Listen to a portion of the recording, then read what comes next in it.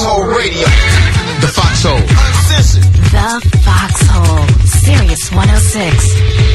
I heard recently that you got a chance to meet Bill Clinton. President Bill Clinton. I got a chance to meet President. There, while Bill Clinton is who he is. The dude is, his pimp game is crazy.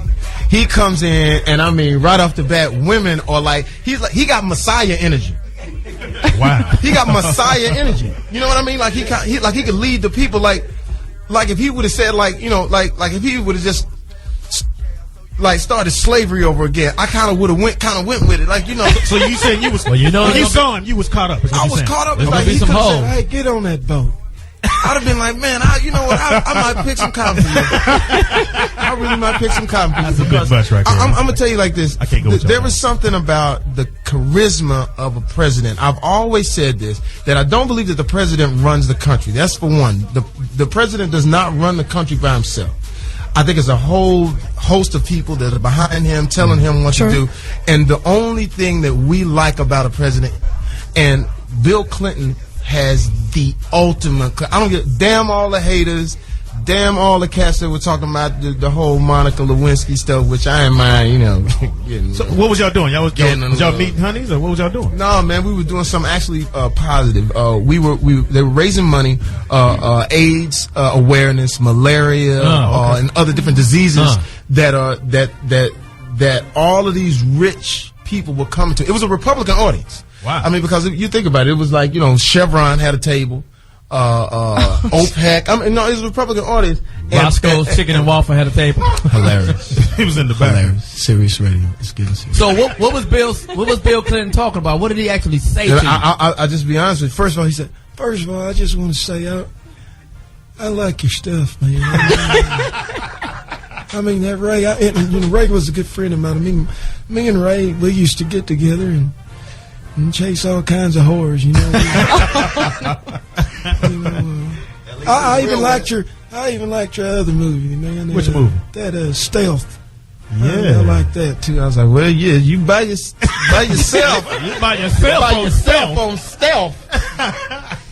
Real talk though, we were in New York. Dougie Fresh was there.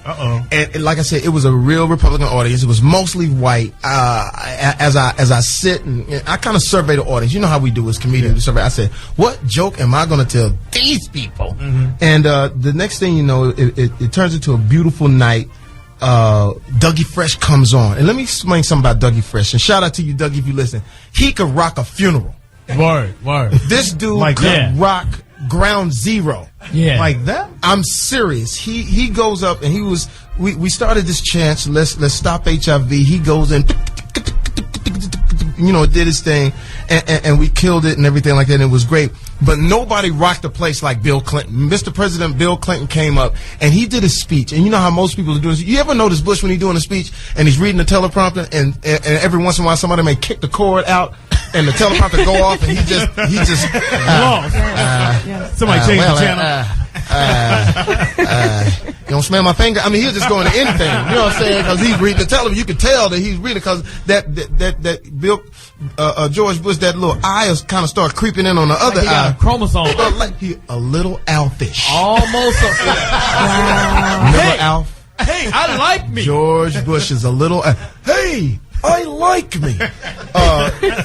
No notes with Bill Clinton. Just gets up off the top of it. He's a preacher, man. He talked about how doing good for people makes you happy and this whole thing and then there is that other factor too. Richard Branson got up from the Virgin properties. Rich. Who is he again? Richard Branson, who owns Virgin. Rich. Okay. He's giving. Oh, I know you're talking about that. He gave $3 billion away in charity. How can we get out with it? I asked him for 100,000. Shit, he should have gave up. I said, look, man, you gave 30,000 to a girl named you Cherry. giving it away to all these people today. Some of them ain't gonna make it anyway. That's what I'm saying. No. I mean, wrong, you giving away. I ain't never gave a lot to Charity, but I did get a stripper named Charity a little spray or something if I had spare spray. All right. Is there a trap door at that end? Swing and a miss there by Sosha. And LeBron James missed. I can miss too. Whoa, was that? Wow. You know where that comes from? Because Johnny Mac has a tattoo of Kobe on his lower back. Yeah, he sure do. Well, I mean, this dude loves Kobe so much. If I do, he's making a shot. Yeah, yes, Yeah, he's making a shot in his backyard. He's not in the finals. He won't be in the finals for a while. LeBron James ain't in the finals either. Yeah, but he got there. But he got there. Did he really get there? Okay, let me ask you this. Let me ask you this. Then what do you say about the other players like Detroit and the Nets? What do you say about them? If LeBron and James ain't shit, what about the whole Detroit Pistons team? Nigga, whenever you get swept, that's what I'm saying. They're Cleveland. What you think that was going to do? He got swept in the finals. well, you shouldn't win. What was you think he was You going to should do? have bowed out in the semifinals. Well, let me ask you this then. Let's talk Should've about Kobe okay. Here, Who let's really remembers get the into nigga it. that Kobe's didn't the win? best. Let's really get into it. Amen, Billy Kyle Evans. Kobe is the best at telling on you. Yeah. I know. I wouldn't Wow. rob no bank with the motherfucker. I know that. Shit. I wouldn't go in Shit, 7-Eleven. I wouldn't double up. But I wouldn't do nothing. I wouldn't share nothing with him. The boy. We just talking about the basketball. See, that's what I'm saying. All that goes Well, no, into you We that. just talking about the You just basketball. shot out your ass. Yeah. LeBron James. LeBron James is the shit, but Kobe Bryant's the best player in But the league. here's the thing. Let's best talk. player in the world. Let's talk about this. He's the best Kobe player. is in the the Let's world. talk about this. LeBron James is going to be one of the best Yes. players in the world. No He question. may not be a Kobe Bryant. Maybe. He may not be a Michael Jordan. He may be something better than that. He may be a Grant Hill. Listen, the minute you give him a team, He may be Grant Hill. the minute you give him a team, come on, man. Light skinned dudes never make it. He may be. Light skinned dudes. But I'm saying, remember soft. they say They Grant always Hill? bring Name a light skinned dude That that made it. ever made it in sports. I'll be sure. Sports, Johnny honky. What color is Kobe? Kareem is light skinned. No, Kobe got a Kareem little is not. alf in him too. No, Kareem Kobe is got a not. little alf in him. Kobe He got like a the little. first, He got like a the little- first he Mickey got a little Mouse ever pigeon. drew. Like He got a little Steamboat pigeon. Willie. Johnny Mac, real sport people know this, that a lot of Wow. people was hating On who? on LeBron James. Yeah. A lot of the commentators, Boy, like 22 years old. Steven No, Jackson. no, they wasn't. That boot mouth. I can't stand I that can't fucking stand that mouth. motherfucker boot mouth. Double forehead. Half a puppet looking motherfucker. I can't stand him. Fly trap mouth First of having- all, just let me say this: Kobe Bryant, Kobe must have paid him off because at first he used to ride Kobe. Yeah. He Sure all did. on his. That nigga hair looked like a hairpiece. Kobe must have saw him swinging a miss. Kobe must have saw him do something. All I'm saying is like this. Let's talk about it. Let's talk who about on LeBron James' team? Let's give me. They some, gotta shake up that give me whole some team. sports music right now. They got to shake up that whole team. Dun, You know who I would go out and get? What's the young boy? He's voiding his contract this Speedy, year, me and you could play on the Cleveland and we Cavaliers. would come up. and we would be better than the Shit. host of guys. Them niggas was terrible. Okay, Johnny man, let's talk Steve about will always this. get 3 Kobe seconds Bryant in the lane. had Kobe Bryant had who with him? Kobe Bryant had Shaq with him. Shaq. For a No, while. and who else? No, keep going. Well, that's about Keep it. going. He had Robert Ory. He had Keep Robert going. Ory. Robert Ory ain't Wait, shit. Robert Ory ain't shit. Come on, Robert Ory Ory had 7 rings. Y'all hate I was him. gonna say, No, he got Robert Nigga, knew how to please. play. He Wait a knows how minute, to He hit knew one his big role. shot. See, some of y'all don't know how to play ball. Something to Speedy. All right. Sometimes you got to know your role in the game. You don't know your role, You know Johnny a Mac. general, you fat. Foxxhole Radio is sick. Let me ask you this. No, you Fox is ain't right. Fox ain't right. Let's be Fox fair. is not right. Let's be fair. No. Who did Kobe Bryant have on his team? Can I say something? Derek Fisher. Can I say Oh, something? okay, wait a minute. No, Yeah, no, ball Johnny player. Mac. Johnny Mac. Let Bentley Kyle Evans talk. Who created the show? What have you created? Derek Fisher, Rick Foxx. That ain't saying much. That ain't Rick shit. Foxx. He's a role player, though. He's a role He's a player. role player. He's knows his pretty. role. Okay, so he's a pretty boy. That's No. it. But he don't count. He brought the bitches to the game. That's what he Yes, he did. And I You know want, what? and And I I'm want not to mad thank you. at him. I want to thank you, Rick Fox. Let's be honest. Bentley Kyle, let Bentley talk right now, and let's get into it. If we're going to really get into a sports conversation, Kobe Bryant had who on his team? He had Derek Fisher. He had Rick Foxx. He had the big man Shaq, Brian Shaw. Brian Shaw. Hall of Famers. I mean, Brian And Shaw though. Brian Shaw kept you in the game. He hit 5 threes at Okay. He's the from end of the Richmond. game. He's from Richmond. He's from Richmond. He's from Oakland. But what I'm saying is this. Hilltop. But Bentley, what I'm saying is this. You're talking about these people like they can't play at all. These guys on any other team are absolutely. Oh, there it is. Give me. They just delivered me some crap. Wait till you see this. Let me say this. No, wait a minute. Let me finish. Hold on Let me one finish. minute. Let me finish. You're talking about a team of players. Imagine that team. Imagine if you had LeBron James on a Heat team right now. Then what happens? He's on fire. Oh, he'd be a monster. They would win. They would win championships. No question about it. All I'm saying is this: is that every player that you can name in the history of basketball always had great players. They supposed to. I believe, and I'm gonna leave Jordan. Nobody should mention Jordan anymore. But I believe this: I believe that LeBron James, at 22 years old, with the host of players that he has, I mean, when the last time you been on the court and said, Ilgauskas?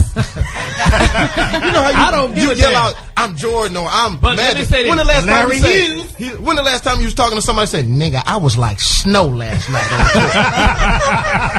Nigga, I was giving it to him like snow. What you mean? You was turning the ball over? Let me say this, though. Never. But here's my thing. No, wait a minute before you finish. Look at the players that LeBron James has on his team. I'm about to address now here's the thing. Magic Johnson had who? Worthy.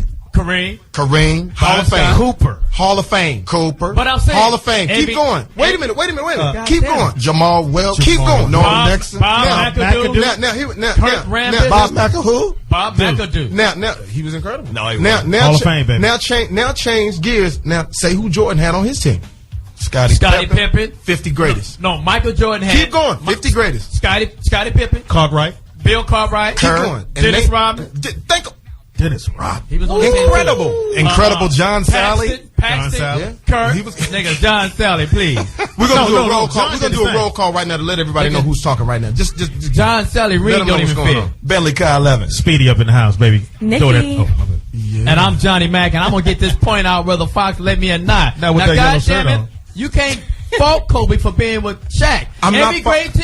Every great team has great players. Boston Celtics has some great fucking players. The LA Lakers of the 80s had some great players. You're supposed to do that. You're supposed to build a team of great players, role players.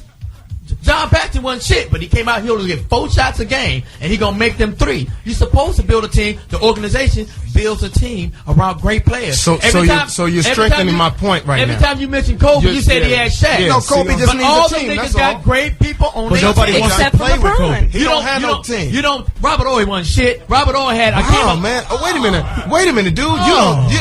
You're losing credibility right now. Now He got 7 just like you said when the last time you on the court and said Robert Ory. Man, Robert Ory. If I'm gonna shoot the 3, yes, I'm gonna say that. Man, I'm gonna please. close it out like Robert Ory. You are hunk. the worst, Johnny. Put some lotion on Johnny your elbow. Mack, you're a hunk. He don't know Ory fan shit. either. Fuck him in his low He top face. got 7. I ain't no fan of his. I ain't no fan. How about this? He has If it hadn't 7 been rings. for Robert Ory, Y'all y'all would be in. monkey asses wouldn't have went to the championship. That jumper he made. That's true. Yeah, That's come true. on, He man. saved y'all Keep it monkey real. asses. Well, if it wasn't You for- with your endorsements. If it and wasn't for Steve Shaq, Kerr, he made the shot against exactly. fucking Utah. That's my point.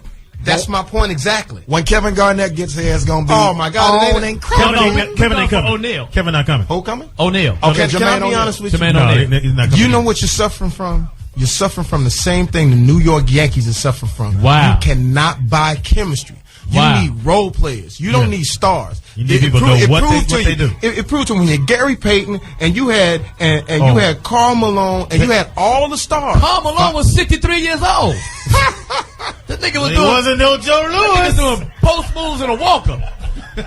Y'all still had a squad. But And you understand what I'm couldn't saying? get You done. got to quit making these excuses for Kobe and all the kind of I'm stuff not because making- Nobody wants to play with Kobe. stinks. Nobody wants to play with anybody that's a Only way y'all snitch. get better is when they trade Kobe, and they're gonna He's trade a Kobe this snitch. summer. They gonna I'll trade him. never let him go. They're gonna trade him to Chicago. Call in, Kobe. Tell me what's cracking, and don't tell on me. We got your back, Kobe. We LA, Hey, we baby. got We your LA. back, We rides Kobe. with you. But, He ain't from see, LA. but here's the thing. The thing that you Well, he's cannot in get LA. around. The thing that you cannot get around is this: is that everybody that you have named had a great team. Sure did. LeBron James is 22 Great years players. old. No team at all. Nothing against those guys, but he had no team at all. What did you expect him to do? Yeah, we're gonna play a song after this. But what did you expect him to do? Of course. Okay. How could they be? You talking about name the Well, team he played? I- They had 3 players against honestly, 1 player. Name the team against. I honestly thought that LeBron James was happy because he beat Detroit. I thought he was gonna take him over the hill. Let me ask you this. But I hate San Antonio. Johnny Mac, let me ask you this, Johnny Mac. When you sit down, if you're the coach right now, and you're going to defend the Detroit Pistons, how many defensive schemes do you set up? Because you got to watch out for how many people? 5. You watch all 5. How many people you got to watch out for at Detroit? One. Who? All 5. You talking about Detroit? Watch out for Detroit. Cleveland? No, if San Antonio is playing Detroit, who do they have to guard? 3. They call Parker. Oh, I'm saying on the the other other team. way. That's why The you other way. Man, you don't know how to put your sentence together. You got me all You got confused. Parkinson's disease. You never get on Jeopardy. I think that. Youngest nigga with Alzheimer's. Nigga got me confused. Sliding forehead. So you understand what I'm saying? Oh, we got a caller. We got a caller. Come on, caller. We got Damien from Maryland. Come on, Think- Damien. Yo. The 666 dude that's talking about Kobe Bryant, he's not better than LeBron. LeBron has no Shut up. body. Fuck out of here. He has nobody. He should have got the OOP, the only one playing. That's what I'm talking about, boy. Team, man. He went through the whole season. He went through the whole season by himself and took on a whole conference and put it on his back, along with his team. And first of all, he's in the East. Come on, man.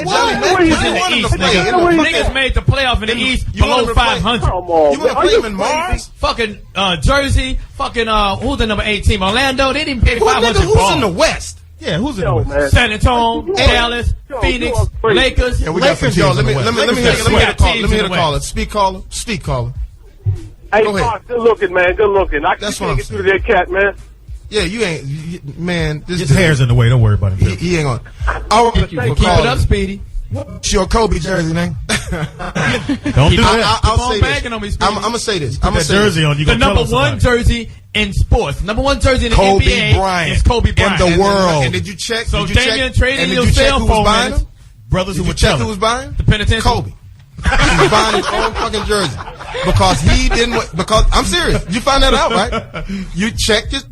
Go on the internet and find out that they found out that Kobe Bryant was buying his own jersey because he felt like he couldn't get the MVP. He was gonna win in something. Well, let's talk about that. Why he don't get Check the MVP? Because he's not the best player.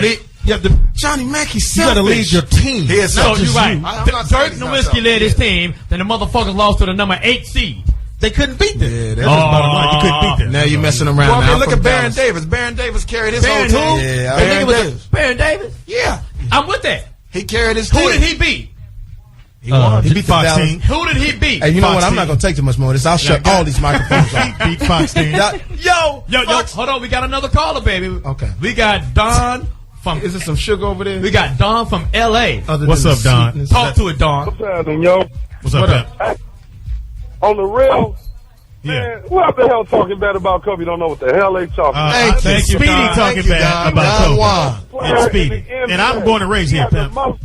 He had the most points. He scored the most points. He's all defensive team. You're beautiful. Oh, man, that nigga was My legit nigga. this year. When he scored the had a 80 points, sorry did you ass look at squad. the... But Don, when he scored the 80... That nigga averaged 81. 5 games, nigga. Come on, now you got to be kidding me.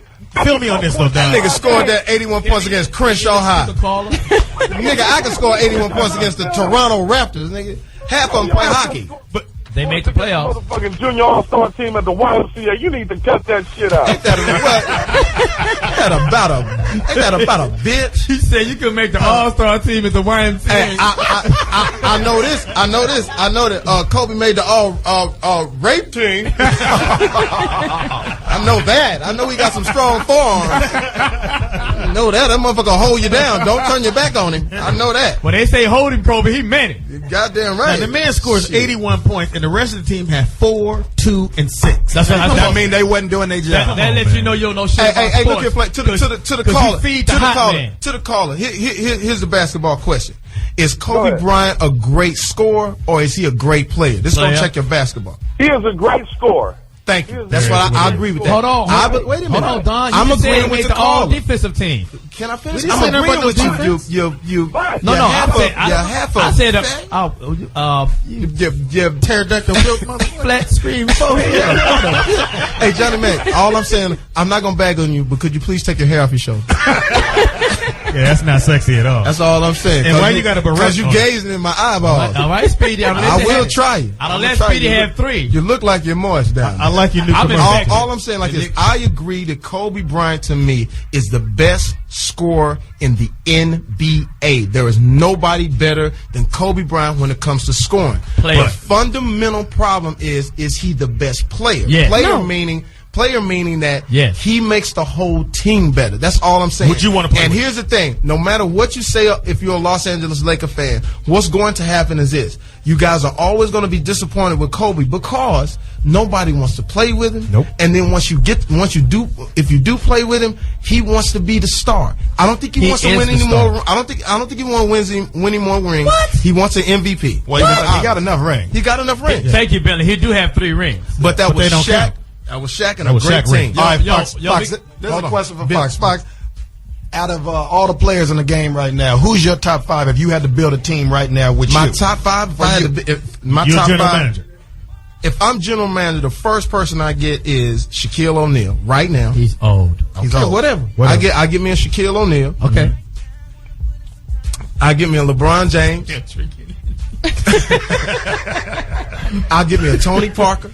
Oh man. Okay, y'all. Okay. He ain't flashy. Keep going. Tim Duncan. How many is that? That's one more. You need one more. Who else? You know who else. You know who else. No. You gotta go get way out of Miami. Nigga. You gotta get Kobe Bryant. Stop playing. I don't have to get Kobe No, I don't. No, I don't have. I'm play. giving you Kobe Bryant. You can have Kobe. You can have Kobe. Who you gonna get? Gilbert Arenas? Ooh, that's a nice. That is good. No, because That's a Gilbert great Arenas pickup. don't play no defense. I need defense. But he I gonna need hit somebody to something. get up. Kobe made the all defensive team 2-3 years in a row. I'm giving you Kobe. Speedy, give me the last one. I'm giving you Kobe. You can take Kobe. I think we gotta get a small forward. So you got to get somebody that know what they're doing. You got the young man out of Utah. You got to get Carlos Boozer. Yes, Boozer. sir. You on That's a high hot power. team. But I think I take Stoudemire over. That's fine. You on high power. You're gonna put him at the small forward. Utah didn't want to take Boozer. Who? Who? Okay, that's the 5 right there. Yeah. That's the 5 right Well, there. your team How can you create a team if you don't have Kobe Bryant? Because I don't like Kobe. I don't understand. Your team stinks. But we gonna beat you. 'Cause I'm you hating. put a team together with Kobe. We gonna beat you. The only I'm problem gonna is, take Kobe and us 4 niggas, and we gonna go at well, you know what's gonna happen? it. We ain't gonna have no. Kobe gonna have 100. Kobe gonna be the only nigga Kobe with gonna a have jersey. it. Kobe gonna have 100, and y'all gonna have rape charges. Because he gonna tell them all Kobe gonna y'all, ahead to and he gonna say that y'all raped each other in the locker room. That's how bad it's gonna be. Don't ask, don't tell. Foxxhole Radio, serious baby. What's cracking? Other than a crack in your ass. It's going down. Kobe, we love you, man. Holla at us. I sure love you, Kobe. When I say don't. Johnny Mac love you, be careful. He may stalk you. Yes. 1-877-2-106-106. It's going down. Kobe is the greatest scorer Player. in the league. Player. You cannot hate on the young man LeBron James. We didn't hate 22 years old. Stop hating When on Kobe him. was 22, he had a ring. But he had Shaq. and he had a whole. Give a fuck. Well, you know what? Here's the thing. Michael Jordan got all the rings by himself. This what we'll say. No, He we tried to get it by himself, but it didn't happen. This what we'll say. I think this is what's going to be the test for the Los Angeles Lakers organization is the next 5 years. When you got rid of Jerry West, Bring him I back. think that really hurt you. That did hurt. Because the only way basketball teams win is through front offices. Thank you. Front Who know how to offices pick win talent. Who know how to games. pick talent. Who know how to pick talent. Yeah. And you're going to have to find somebody who's able to appease, Oh shit. appease. Look out. Dictionary. I think I'm winning this archive. Look out, man. I started to say trapeze. I almost blew it. You gotta find somebody to trapeze the motherfucker. You know what I'm saying? But to be honest with you, Kobe Bryant, if you could take a little bit of Magic Johnson and put it in Kobe Bryant, I almost and said do something not right do there. that joke. Not the tainted part. And don't do that joke. You don't want the tainted part. Yeah, what part of Magic you gonna take? Hilarious. You gonna take Magic Johnson or Tragic Johnson? Hilarious. The infected or uninfected? Oh, I gotta didn't step say away it. from you on this. All I I'm didn't say saying, it. I gotta love say, Magic. Speedy, I gotta worked on the step away show. from it. I gotta step away When you from it. worked in the show, did he cough? Oh, I gotta step away from you Magic's guys. my nigga, I'm Oh, gone. I gotta step away There's a from you. lot of Band-Aids in Magic. craft services. A lot of Band-Aids. Hilarious. Let's get into a song, man, because it's getting crazy. There's somebody going to hell. I know that. We got a very special phone call. Who is it? We got the infamous Who? 1-2 checker. Who? Chin checker. Who? Also cuts hair. What? Oh! Yo, wait. Live and in person, Greg Smith. Let's get ready to rumble. His official name is Greg the Knockout Kid. Greg, hold on a second. Hold on. Greg, this is Jamie Foxx. What up, Jay? Yo, Greg, is this now? Explain to me what happened. Man, it was a fist fight, man. That's it was a fight. It was just a basically Saturday night fight. Okay. Oh man, so let me ask you this. Now, this is D. Greg. For those listening right now, this is D. Greg Smith, who allegedly, I guess not allegedly now. He knocked out Suge Knight. And we just want to hear your story. I mean, how did these chain of events happen? I mean, alcohol. Alcohol. Also, niggas was drunk. The Bud Light. So niggas was drunk. Take me through it, man. Man, I really honestly, dog, I can't even tell the story really, I really want to I don't know. Don't get scared now. It's crazy, man. You know, this shit is like really, really crazy. It was a typical Saturday night, a drunk bar fight. You know what I mean? Right. And you know, that's what it led up to. You know, it just led up to alcohol and niggas. Alcohol and niggas. Okay. We're gonna need a little more than that. No, let me ask you a question. Are you afraid for your life right now? Because you know, Let me tell you something. Let me tell you this right quick. I'm gonna make yourself clear, and I'm gonna make it straight to the point. You know, only people that be scared is somebody that ain't gonna do nothing back. You know what I mean? And if I was scared, then I wouldn't even punch dude back. Bottom line. You know what I mean? I'm at work every day. It's on YouTube. I'm at work every day. You know, every day. I got to pay my bills. My house note is still due every month, so I got to come to work to get the money.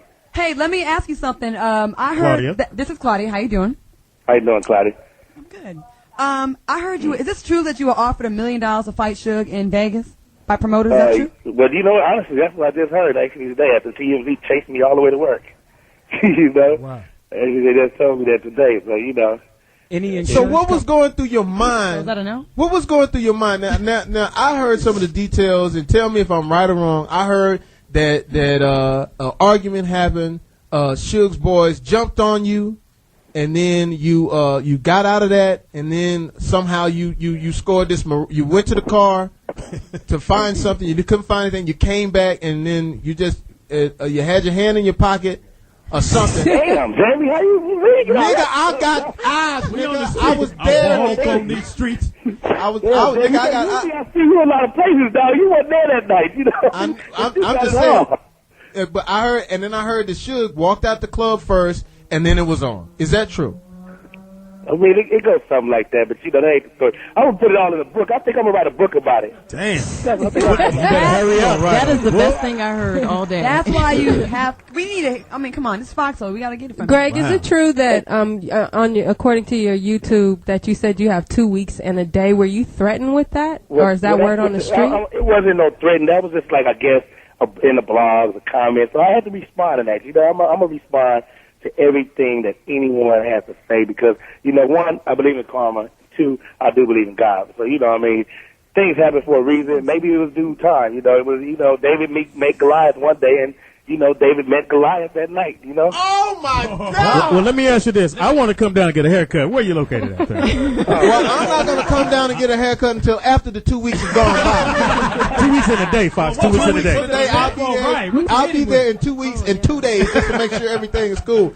So what do you do now? What do you do now? You just go to work just like it ain't nothing? You're not worried? Do you have partners? Do you have people that are watching your back? Hey, Jay, it's like this, man. You know, I think there's a lot of people still scared to do after this shit is all over the TV, man, because, you know, they wouldn't even let me in the club the other night, man. I went to the club, and they said, man, dude, the man is looking for you. What? What? You're not a real celebrity. You know what I mean? I'm like, let me ask you this, Greg. Are you on medication? Because this is Suge Knight, and you don't sound as if you're afraid of anything.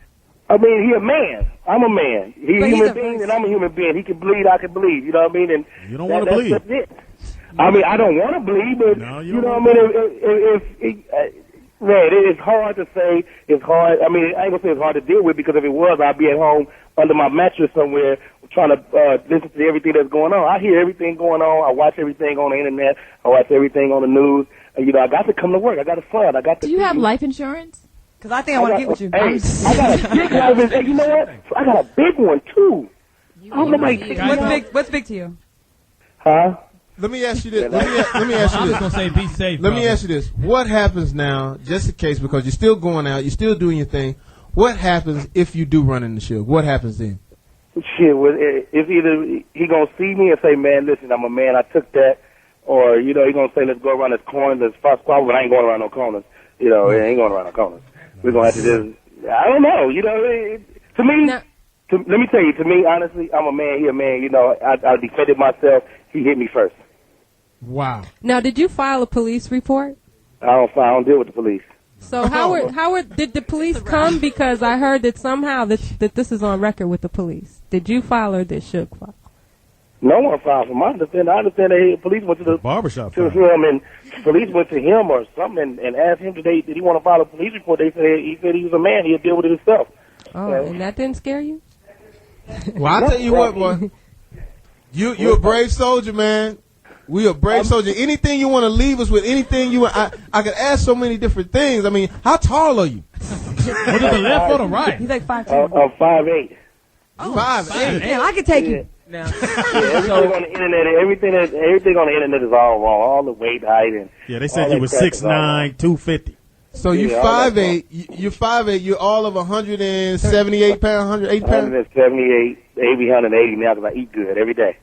Well, you know. So when you swung, did you have your eyes closed or was you like focused? Hey, that was the funny part because you know how when like people fight and they be really just swinging. You know, sometimes your eyes don't be open because you try to throw so much power. So I think like my eyes closed. It was an accident. So you accidentally knocked out Suge out. You slipped up. You did not mean to punch Suge and knock him out. It was an accident. No, You were doing wild swings. No. Because you don't seem. I meant to punch him. But no one in the world knows their power. No one knows that you're going to knock this person out. Anybody that ever tell anyone that, oh yeah, I knew I was going to knock him out, he's lying. Do you feel like Rodney? Yeah, Rodney knew. But here's the thing, Greg. It's really important. We want to get some paperwork because we think Jamie should play you in the film because in about 2 weeks, we're going to get that now. And a day. 2 weeks in a day. Yeah, 2 weeks in a day. Speedy as shit. Greg, so Greg, take me through the punch. Just take me through the punch one more time. Are you trying to get this nigga? Again, you know, it was like, dude, no one knows that they're going to knock someone out. No one. You know, it was meant to be a hit, but I didn't know he was going to go out. But when he went out, I was just like, dude, it's rap. Was you like, I'm doing this for Pac or I'm doing this for all the niggas that slapped up? Vanilla Ice. Vanilla Ice, I avenge you. For all the times he ran up on Johnny Mac. Oh, my bad. I did it for my manhood. You know, I'm a man and I'm in the streets every day and you know what I mean? I don't put myself in positions like that. I'm damn near something like Jamie. I like to go out and have fun, laugh, joke, and play games with everybody, you know, and I'm a fun dude. You know, I don't put myself in positions where, you know, I'm going to get jumped by somebody. I've never had to walk around with any security or I'm not in the media. I'm super in the media now. I mean, I left Kinko's the other day and they chased me down the street. Let me ask you something. Do you feel like all this media attention that you're kind of like going with and like, you know, you're on YouTube and all that, do you feel like you're taunting him and like making it worse or do you just want... No, I don't feel like I'm taunting him. I feel like, you know, this is what he asked for. You cannot be a superstar at all. You cannot be a superstar carrying yourself any kind of way. At all. You can't do that. You have to carry yourself in a mannerable way, whether you're a superstar or not. Right. Let me paint this picture for everybody that's listening right now. This is an exclusive. Fuck! It's an exclusive. That's how exclusive it is. This is an exclusive. We have on the phone right now Greg Smith, who knocked out Suge. This is who is talking right now. This is an exclusive. Greg, one last question. Once he fell to the ground, what did you do then? Ooh, I can't tell you. Watch it in the book. I don't even want to tell nobody else. Oh, so you're gonna write a book about it? Oh, you didn't stomp him in his chest? No, I don't do that. Okay. I don't do that. So you're telling me now you don't want to give us the full detail because you're gonna write a book about it. But can you write the book quick, like within the next 2 weeks? In a day. Huh? You know what? If you can write the book quick, are you working on the book already? Because I mean, I've been writing it in my notepad, the whole thing that went down. But as far as the 2 weeks of the day, I got another week left. I got 1 more week and 1 day. Get to writing, nigga. So in 1 more week and 2 days, I'm going to release another YouTube. Oh, okay. Listen, in 2 weeks and a day, we're going to call you. We're going to get your information, and we're just going to stay in touch with you. Because I think we just need to stay in touch with you like his the life whole support, time. huh? We're gonna be like your You can't come down here though. No. Don't come around You here. can't come down here. We'll call you. Don't you call us. We gonna call you. Let me ask you this, Greg. Email us. YouTube will travel. I'm asking Greg Smith, who knocked out Suge Knight. I'm asking them this question: What are your homies thinking now? Do they want to hang with you? Are they closer to you? Or? Yeah, my homies is my homies. My homies They gave you big ups. My homie said I didn't do nothing wrong. I was thinking myself, and that's just it. Dude is a man, and if you know he feel like taking it other than that's him, you know, and if that's what he feels, then shit. Oh well, you know what I mean? It's not oh well, but it's like what do people? I don't know what people expect me to do. One guy I heard say, well, did Delta give me some freaking flower miles? No, Delta haven't given me anything. I already have it. But I'm not going nowhere. Wow. I mean, I can't. Can I make a suggestion? Hi, I've been listening to you, and you sound very brave, and I like that. But if I could just give you some business and financial advice. One, you should probably, you should take this a little more serious, because as I think as righteous as it is to say, oh, I did it, and I'm a man, your family, you have to think about your family and their safety. So, a will might be good, power of attorney for whoever's going to take over your estate and make sure that your business is in place. Take over your clippers. I'm just saying, I've been listening, and y'all, we're all chuckling. You trying to put him in the ground. No, give him the business. Black folks never do the estate planning. We all should have all that anyway, but I really do think it's important that you think about estate planning. So, Greg, do you have all that in place? I mean, some black folks don't believe in defending themselves either. That's why a lot of people got slapped up by them. A lot of people don't ran from them, but I'm not, period. There it is right there. All right. Bud Light quote of the day. I'm not taunting him. I'm not making fun of it or anything. I want to make that clear. It's not. I take it very seriously, but I'm not going to take it so far as serious where I'm going to quit my job. I'm not going to go into hiding. I'm not going to go to the police and be in PC. I'm not going to do any of that. I'm going to go to work every day. I'm going to continue to humble myself as a man I was once before this, and I'm going to just continue to do me. And if anything comes other, then it just comes. I got to deal with that. I got to deal with that as is. As far as Suge, before, I respected him as the person he was as far as business, because he has a good business mind. I ain't gonna lie about that. Dude has a very good business mind. But all the bullying, sometimes that got to come to an end, period. Anybody you can't run over everybody every day of your life. There it is. There it is. All right, can't man. run over everybody. Another quote. Take care of yourself. Another Bud Light Ladies and gentlemen, Bud Light quote of the day. You cannot run over everybody every day of your life. Bud Light. Drinkability. Where drinkability. Well, the availability means the perfect drink. Exactly, Johnny motherfucking Mac. That's right. I'm nervous. I'm not. I'm leaving. But there's some things. Thank you so much, Greg Smith. Oh, man. Yeah, thank you, brother. Probably give me a Greg Smith Halloween, man. It's Foxxhole Radio here on Sirius 106. Johnny Mac is in for Jamie Foxx. Yes, sir. Johnny motherfucking Mac is sitting in, nigga. It's hot in here. You're doing good, too, man. It's hot. It is hot. The hot shows. That's your hair on your shoulders. Well, we're going to give a congratulations because, a lot of people talk about celebrities and I just tease celebrities because they're already doing good. I really don't, I really mean what I'm saying, but I really don't mean what I'm saying. Right? If they're listening, you don't mean what you're saying. Yeah, if you're listening, Aretha Franklin, oh shit, we got to cut it. Nostradamus. Illmatic. What up? What's up, son? How you doing? Chilling, man. Hey, and I'm a second Porches. You are the greatest lyricist that's alive today. Nigga, I still rock Illmatic. And remember, what was the album? Remember the album you had, the one about the gun? Oh, yeah, that was, it was written. Yeah, I Gave You Power. Nigga, that's gonna be my wedding vow. Hey, Nas, this is Poetess. And you start up a little... How you doing? You stirred up a little controversy during the red carpet at the Grammy regarding the title of your new album, Nigger. I love it. What inspired the album's title? Oh man, it's got to be. I couldn't think of anything else that would say or speak my name or say who I am than being real of what's going on and expressing that. So I had to, there's nothing more serious that I could do right now. So I just felt like I had to get this one off. It caught kind of like a what's going on for me. You know what I'm saying? Mm-hmm. Now, when you were being interviewed on the carpet regarding the word nigger and the title of your album, you kind of was like, a nigger could be me and you. What is your definition of a nigger? Because there's so many definitions flying around today. Oh my God! It's like we know what it is. I'm not coming out trying to tell nobody nothing they don't know by naming the album. That it's about more the content. But with the name, is just a nigger is a lazy person, an ignorant person. The history behind the word, we all know what that is. That's lynching, hanging, murder, slavery, massacre, rape. We all know what comes with that name. So you know what I'm saying? It's not a name that you could just sweep underneath the rug. Like, hey, we use it all the time. Like a lot of people will get away with hate crimes. Like if a non-black, if a black guy's jumped by a bunch of non-blacks and they use that word nigga, right, they could go in court and say it's not a hate crime because we use it in our regular conversation.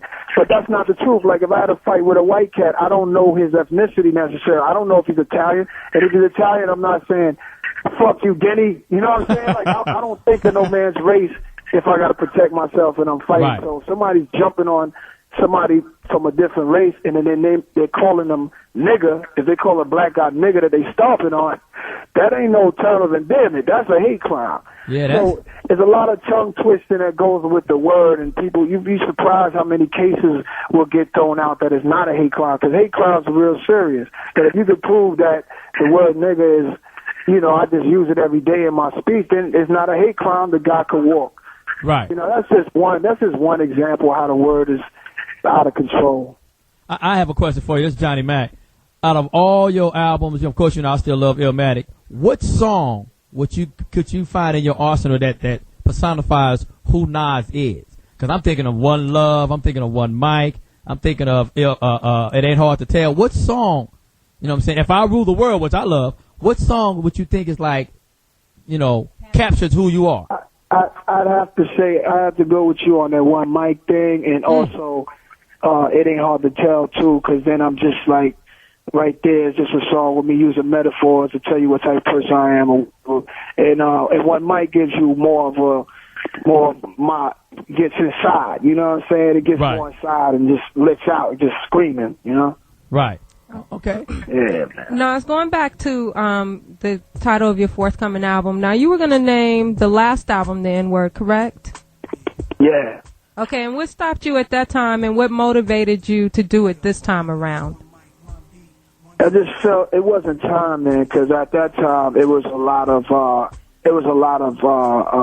focus on unity with me and Jay and coming together, me coming to Def Jam. That was more the focus, and I felt like this album right now will be too much. It'll be way, way too much.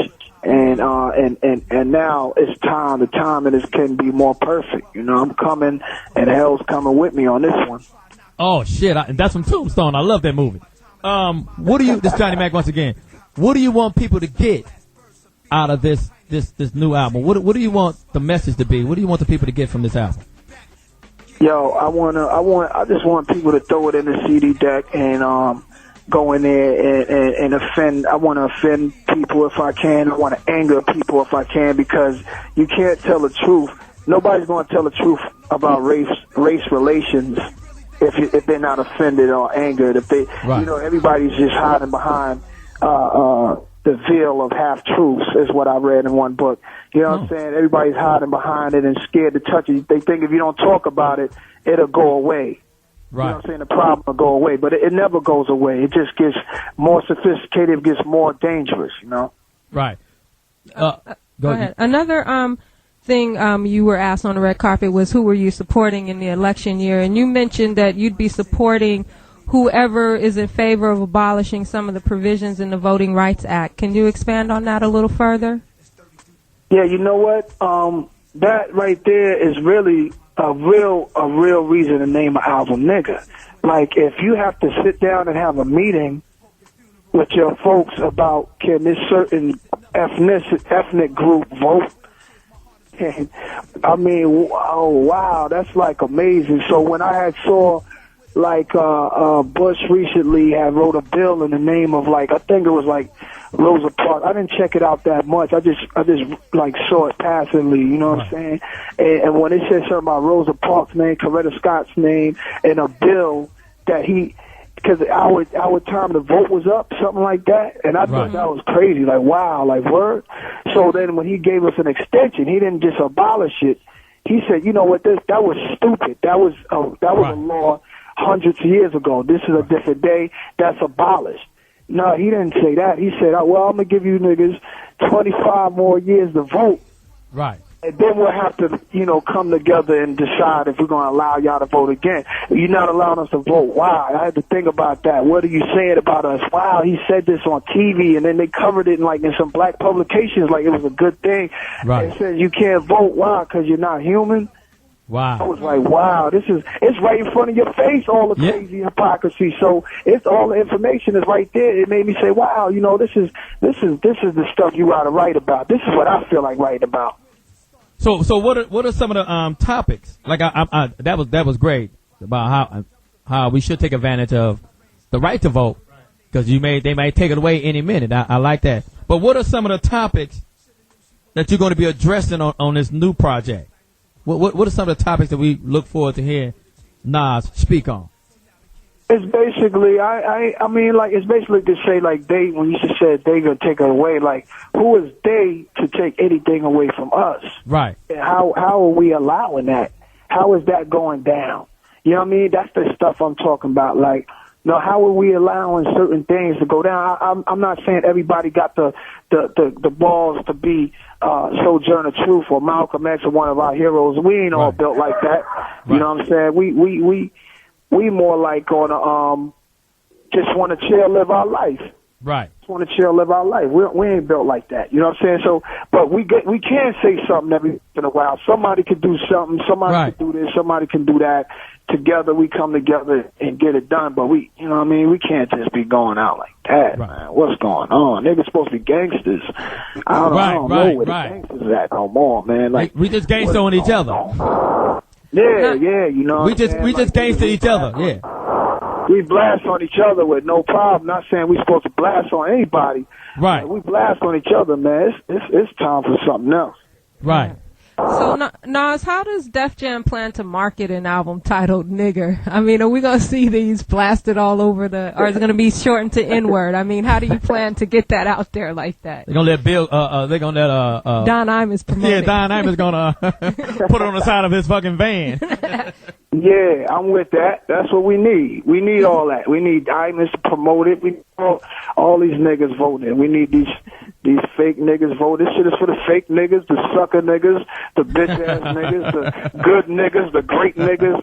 You know what I'm saying? So I'm just thinking, and just going on the red carpet was good because everybody had tuxedos and stuff, and I had my own shit. So it was just like, from the Grammys to talking to you guys, you know what I'm saying? And this is how I'm going to promote it, and I'm just going to market the way I always marketed it. It's a lot different now because I could open up a forum for guys like Imus and the Cat Bounty Hunter, whatever. We could all sit down and talk about it and shit, and be real about the shit, you know what I'm saying? Let me ask you. I'm just going to extend myself to the people that I feel is worthy of talking to, and that's how I'm going to market it. Let me ask you this. Just being a devil's advocate. How do you expect the white boy to go in and ask for their new Nas album, Nigger? I get shot. Yo, that's what they got to deal with. You know what I'm saying? I want to be there when they go down. Bullshit. Yo, they gonna have to put my shit like outside. They gonna have to put in a colored section and a white only section. Shit, they gonna go. Let me get the N-word, please. Yeah, they gotta say N-word. They gotta say N-word. That's hysterical. Nas, you being who you are in hip hop, what do you feel about today's rap music? I won't say hip hop, but rap music. What do you think of what's going on in rap music right now? It's dead, man, but it still has a spirit. The spirit is alive, you know what I'm saying? To me, it died with Pac and Big in a lot of ways, but you got a lot of great dudes that still got the spirit, you know what I'm saying, that's doing it. So I like what's going on, you know what I mean? I like what I hear. Like a lot of people caught the, I think Kanye had mentioned it when he got his Grammy about how I felt on the shit. It was like, had a lot to do with what a lot of people felt about the rap game at the time. So it just makes, I think, there's a few artists that's going to be good. There's a few artists that's going to be garbage. That's just how it's going to be. There's a whole lot of garbage. Yeah. I mean, that's what I love about Nas. Cause I've always got your first album. So my question, I'm gonna pose this question to you, not slighting who you are today, but which Nas you think is the greater Nas? Today Nas, or the 93, 94 back in the day when hip hop was that Nas? Which is the greater Nas? 93, 94, 91. I was a different guy. I was coming in the game trying to shock you, to get your attention, because you had the great rappers at the time. So to get your attention, I had to say something nobody was saying. And when I did that, it kind of started something that was crazy. It was like saying lines like waving guns at nuns. I went to hell for snuffing Jesus and all this crazy stuff that this young guy's just saying just to be heard. But I got something that's coming behind that. But a lot of artists were inspired, like Big L, rest in peace. Yeah. Made an album. We were on the same label, and he kind of went all the way there and named it, did something called The Devil's Son. And it was just a little too far. And then another rap genre started called horrorcore rap. You know what I'm saying? And I can hear the influence of me and all of those guys. So I was just a young cat there that was inspired, and I didn't care what I said. I was coming from the projects, and I was living my life and talk about my lifestyle. And now today, I'm a husband, I'm a father, I'm a brother, I'm a son, I'm a man. And you're going to get that whole different experience from me today. So I don't know which one is better. I don't know which one is whatever. It just is, you know, it's just growth. Okay. Now, so when is the album coming out? When is Nigger coming out? April 22nd. April 22nd. You didn't want to bring it out during Black History Month? You didn't want to do 420? 420? I'm over Black History Month. I think we are part of American history, and we should have it all year round. And that shit, you know what I mean? Because you'd be surprised what you learn about, I mean, you know, you learn about ourselves. You check out some shit on our history, you'd be so surprised about that shit. We need to learn that shit more. I love it. Well, Nas, thanks for joining us this afternoon. We look forward to the new album. Give it up for and come back and see us when it drops. Yeah. Thank you. Give it up for Nas, nigga. Yeah. Every time I say that name, nigga, I'm going to think of Nas. Nigga. Great interview. Yeah. All right. Hey, but on the real, that motherfucker Nas, nigga, I go way back. This nigga has some of the dopest lyrics. And it's like his metaphors was crazy ill. But like nowadays, niggas is still talking about they fucking jewelry and they fucking watch. Some nigga got an album called "I Got Some Red Monkey Jeans." Nigga, what? Yeah. Was that Gary Coleman? I saw that video the other day. Red Monkey Jeans. I got some red monkey jeans. Yes. Nigga, what? I think I auditioned for that video. Jimmy Kimmel. I didn't get it. You are I was on hold. I didn't get it. You didn't get the red monkey jeans? Nah. Gary Coleman got it. He's the spokesperson. Jimmy Little Monkeys. Hey, don't forget now, one more time, y'all, give your love to Nas. Yo, another round of applause to Nas. Illmatic. Make sure you go get the album. It's going to be coming out soon. Comes out April 20th. April 22nd. White people April don't 22nd. ask for it by name. Just say, you give me get white shot. people. Take my white advice and don't ask for it. Yeah, You get your ass kicked. I'm going to be there. I want you to say I would like the N-word album. Yes, And Scott, call, what would you and call say? into Johnny Mac, 877-2-106-106. And we're going to take a quick break, come back, and do some more shit. We're going to talk about the worst movie ever done. Worst movie ever done. A white one, but there's a gang of black ones, too. It's coming up next on Foxxhole Radio, right here on Sirius 106. What can be worse than half penny? Pluto Nash. Yo! It's Jamie Foxx. Well, I'll tell you what's going on. I like Sean Niggas Wallace. is going to jail. She's so much of a lady. There's dogs being fought. Yeah. There's Women being pissed women on. being pissed on. It's not a good thing. It's Oh, not hold good. on. Stop, Fox. Stop right the what, fuck nigga? now. Stop what, Nigga, Johnny? shut up, nigga. We got Tigger on the line right now. Yeah, bitch. Yo, Yeah, you Tigger, talking all that shit, bitch. Talk to Let's him. go. Tigger, What's give up, me Tigger? something, Tigger. Give me something. First of all, how are you, Mr. Fox? How are I'm everybody? good. First of all, How's I your want to day, talk man? about this let's talk skank about that. meat. Skank meat has spoken out against you. Oh, fuck you, Jamie. Yeah, whatever. Go ahead, Tigger. Skanky Dank has spoken. Hold on. You and Tigger been fucking for years. Hold on. This is not fair. You know you're lying. Karrine, Superhead, let Tigger speak. Superhead. Shut the Let's fuck take a up, speak. Johnny. Let him I'll speak. fuck you in your ass, too. Swallow your sperm. Okay. Let him speak. Let him speak. Go ahead, Tigger. Go ahead, Tigger. I love Tigger. This is the second time we going back through this. There is never a time in your life where you can say the things that allegedly you saying happen. That's not true. Memorial Day, Miami weekend, I walked into your hotel room and smelled like straight asshole. And then after 2 hours of sucking your dick, you let me get to the bedroom. Let's be honest, Tigger. If we're gonna talk about it, let's talk about it. Let's talk about That it. didn't happen. That did not happen. Let's talk about it, Tigger. Okay, fuck it. It didn't happen. So what you saying is, What? you saying is, I love you still. Wait. I just want to analyze what you're saying. Nigga, ain't no analyzer, nigga. She just told you. Your butt was busted over. Let's get to it. I'm saying that, Karrine, I tell you what, you could keep on with all of this. I'm glad you're getting checks. I'm glad you get money. Hey, she ain't getting paid from us, nigga. We want to know what the real is. Nah, nigga, don't get mad at me, nigga. Listen, I want you to remember who sent you money to feed your son. You did. When you said there wasn't no food in the refrigerator. Absolutely. I want you to remember all of this. Because you know what? I can guarantee ain't no man, there ain't a man alive on the planet. I tell you what, I'd give you $1 million. You find a nigga say he fucked me in my ass. $1 million? I hit it. Let's go Tyson. I did it. I knew she was lying. I hit it. Let's go Tyson Beckford right now. Pappy. Let's go Tyson Beckford right now. Oh, she's calling She's calling out more people. You said Tyson Beckford? Let's go Tyson I Beckford believe right now. Tigger. I believe Tigger. Wait a minute. I believe Tigger. Wait a minute. Fuck that. I need Ain't quiet no right shame now. in it. Ain't no shame in it, I baby. need quiet right That's now. all I right. believe You know Tigger. what? Hold on, everybody. Listen. Let me say this. I love women. I love women that love women. He does. I've never in my life had a man get behind me. I've never gotten behind a man. That's not how I do. Because you take it on your back, baby. Excuse me? She said, I hate to say it, but I feel like this is the first time I watched Mike Tyson fight Evander Holyfield. I couldn't believe it. Listen, Foxx, and I mean this to my heart. I'm not here to argue with her about it. You better. You know why? You know I don't have to? Because she's a skank. It's not true. There you go, pimp. Tell him it ain't true. You're right. True. You're right. It's not true. At It's a all. lie. It's all a It's lie. not all true. So all a lie. it really doesn't matter. You could keep telling the story. I tell you what, you present some evidence. Show me where it happened. Show me the blood. Show me any dude. Find me a dude that tells me he got with me. You want me to find you a dude, nigga? Find the dude. Yeah, bitch. Okay, at the end of the day, the truth of the matter is that the blood. Yo, Tigger, it's Foxx, man. I believe you, Tigger. I believe you, Tigger. We down. I don't No believe Tigger. this. we're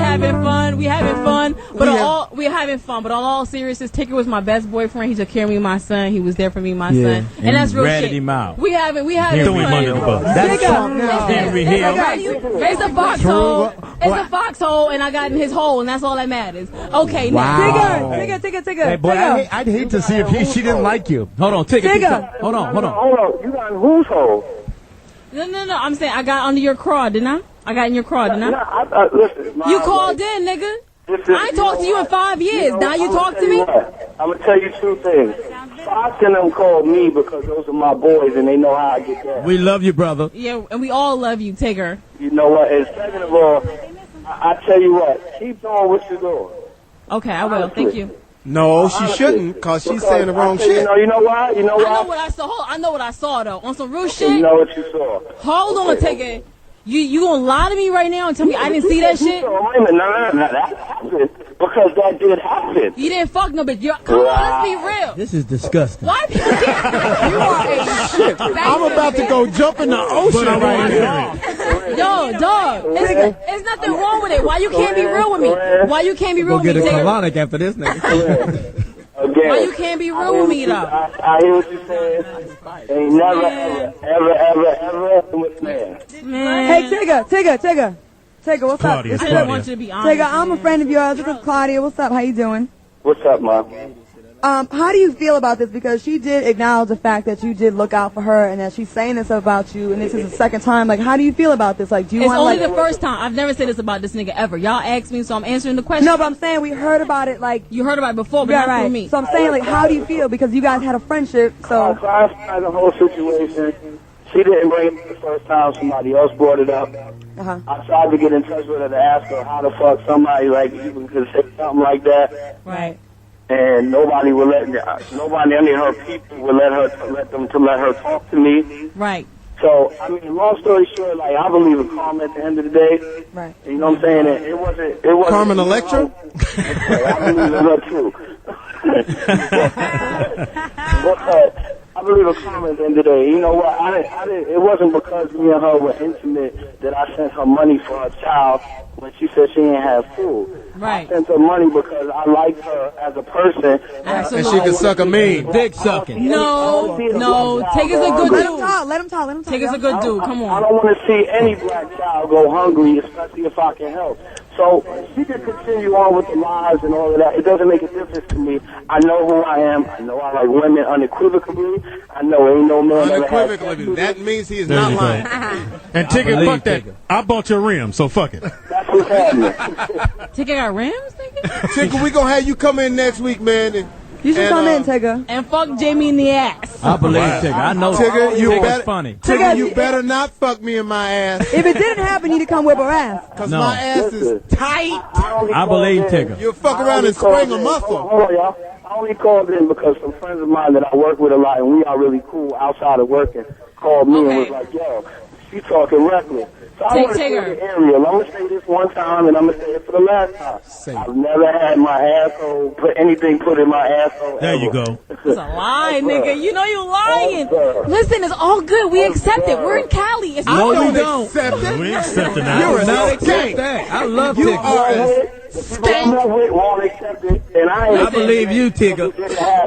You don't believe that nigga. I believe Tigger, you. I believe you This because is she wrote a Fox. book in bad English. I believe I can fly. It's Foxxhole. What's cracking? Other than the cracker, yeah. And it ain't Tiggers. Let's go to the song and we Tigger, I coming believe back. you, nigga. I believe you too, Thank you for Tigger. calling in, Tigger. Thank you. That's a Thank man. you. That's a fucking man that'll I call love in and say, you. you Send ain't me fucking a lying. check. Send me some money, bitch. For Foxxhole Radio. You won't get no more money. 877-2106-106. I gotta say this. It's Foxxhole Radio. What's cracking? Other than the crack of your ass. Ladies and gentlemen, What? in the studio right now, Tell we us. have a man who just didn't. He didn't do music. He didn't do music with expiration dates on it. Okay? Right. No, he didn't. Because right now, it's a lot of music out there with bullshit. expiration dates. Right. It's a lot of music you could just drive through the drive-through, So pick cool. it up, play it for 30 minutes, and at the end of it, it's like Mission Impossible. This bullshit CD will self-destruct in about 30 20 seconds. After 2 songs. The music that we're listening to now, we're going to listen until we go into our grave. I'm talking about, you know what, first of all, let me get a history. Give the history. I'm going to let him get a history. I just want to say this. Guy, Blackstreet, Yes. Rex in Effect, Redhead Kingpin. Keith Sweat. Keith Oh, Sweat, yes, nigga. Don't Heavy D. Heavy D.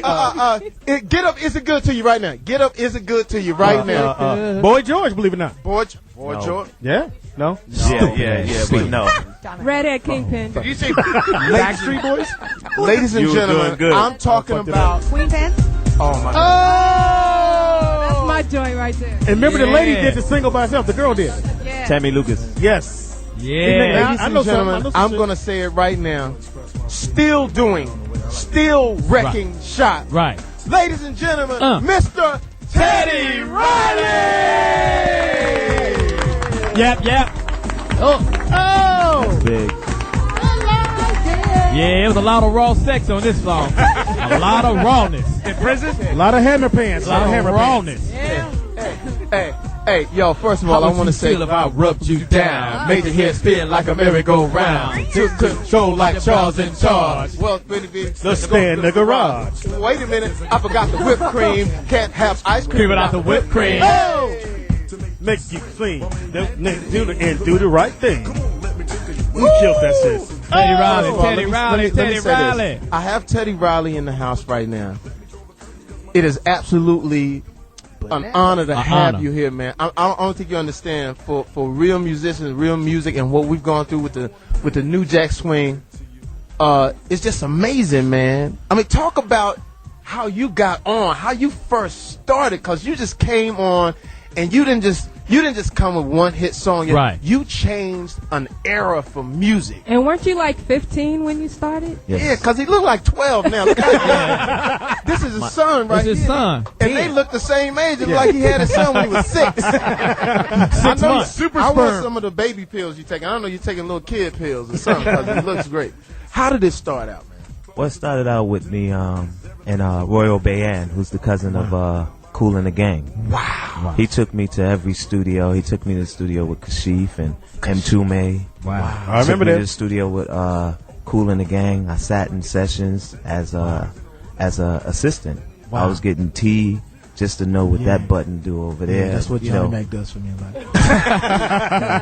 You're gonna make it, man. You're gonna make it, Johnny Mac. You're right. Yeah, but that's what I did, and I went and I met every producer of that time.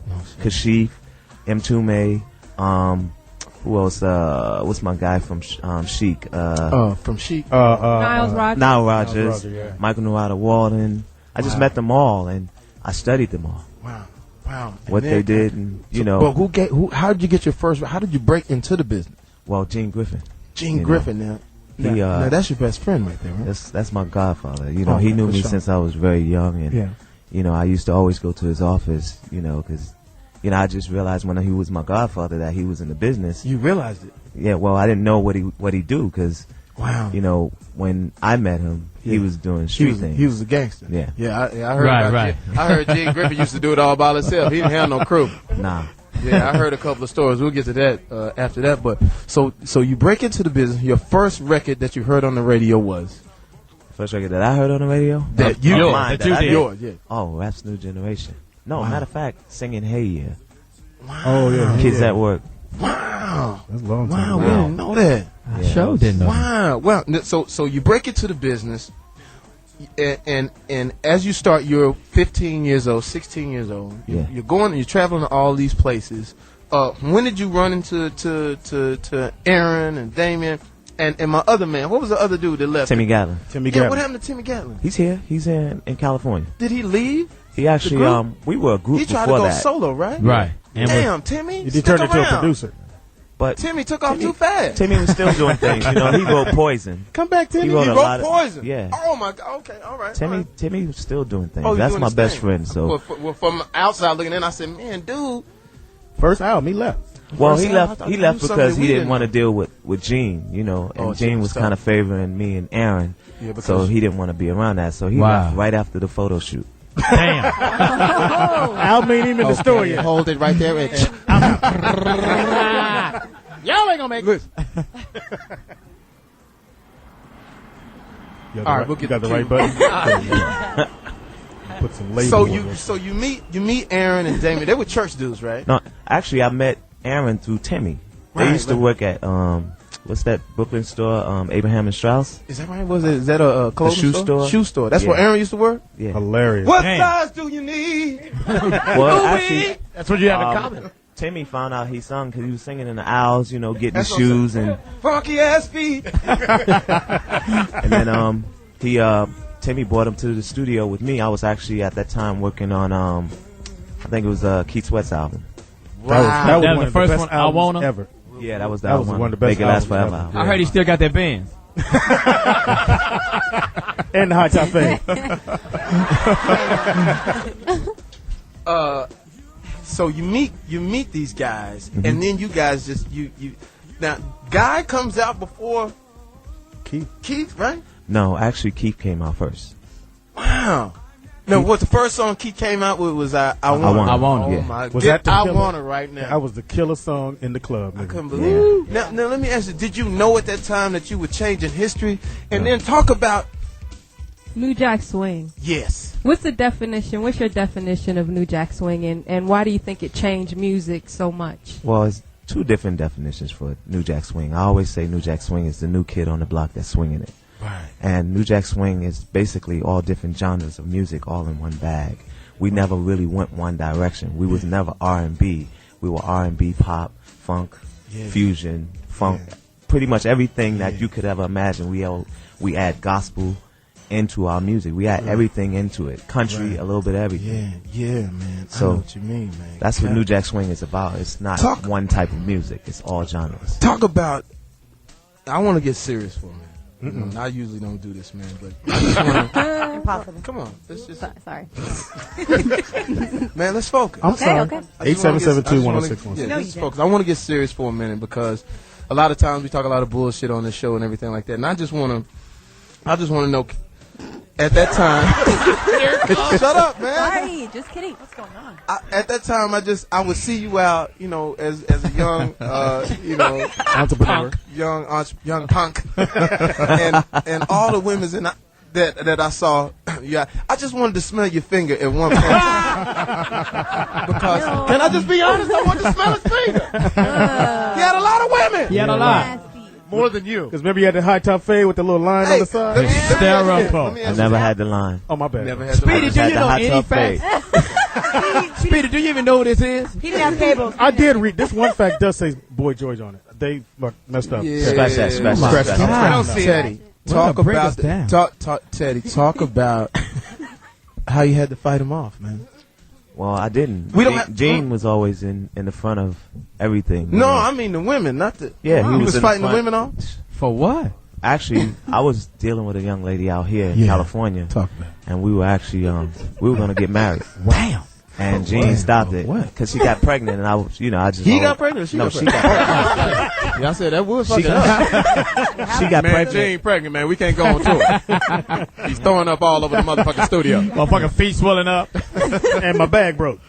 So when she got pregnant, I was gonna marry her, and Gene was like, "No, you gotta go get the abortion, and I'm gonna come with you." Wow. So he hit her in the stomach and then he took her to Six Flags. So he took her to Six Flags on the road. Well, actually, he kind of threatened her to make that happen. And she went and made it happen. Hell of a wingman. Hey, sometimes that's a hell of a wingman right there. Let me talk to you for a second. Hey, sometimes you gotta good job, Gene. Shit. No, Johnny, I'm not gonna sit here and let you. Sometimes you don't want to have a child like that. You don't even know her background. Well, what are you saying? What are you doing? Man? All I'm saying is I got a credit card at the free clinic. That's all I'm saying.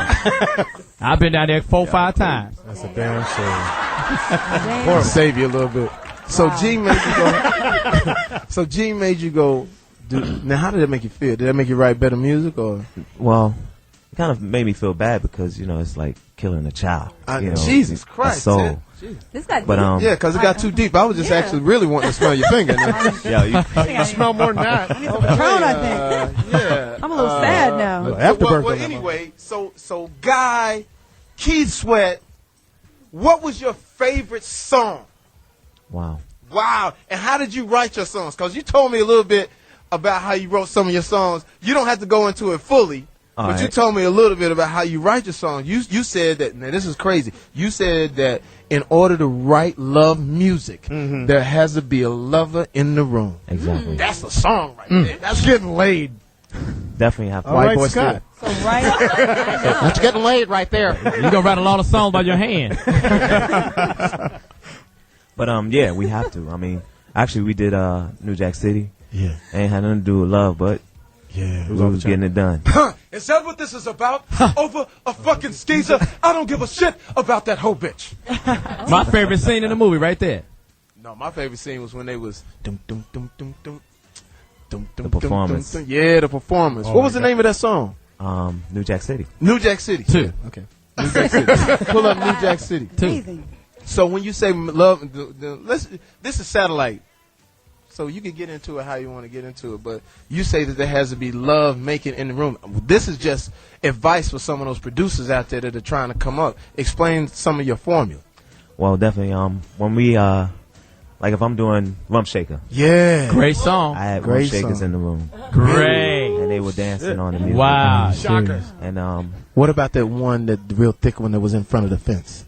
Oh, she was there. Damn. God. In fact, smell his finger. When she came to the session, we didn't think of her coming to be in the video, but when we seen her dance, it was damn. She got that flat stomach, and you know who was in the video? Oh.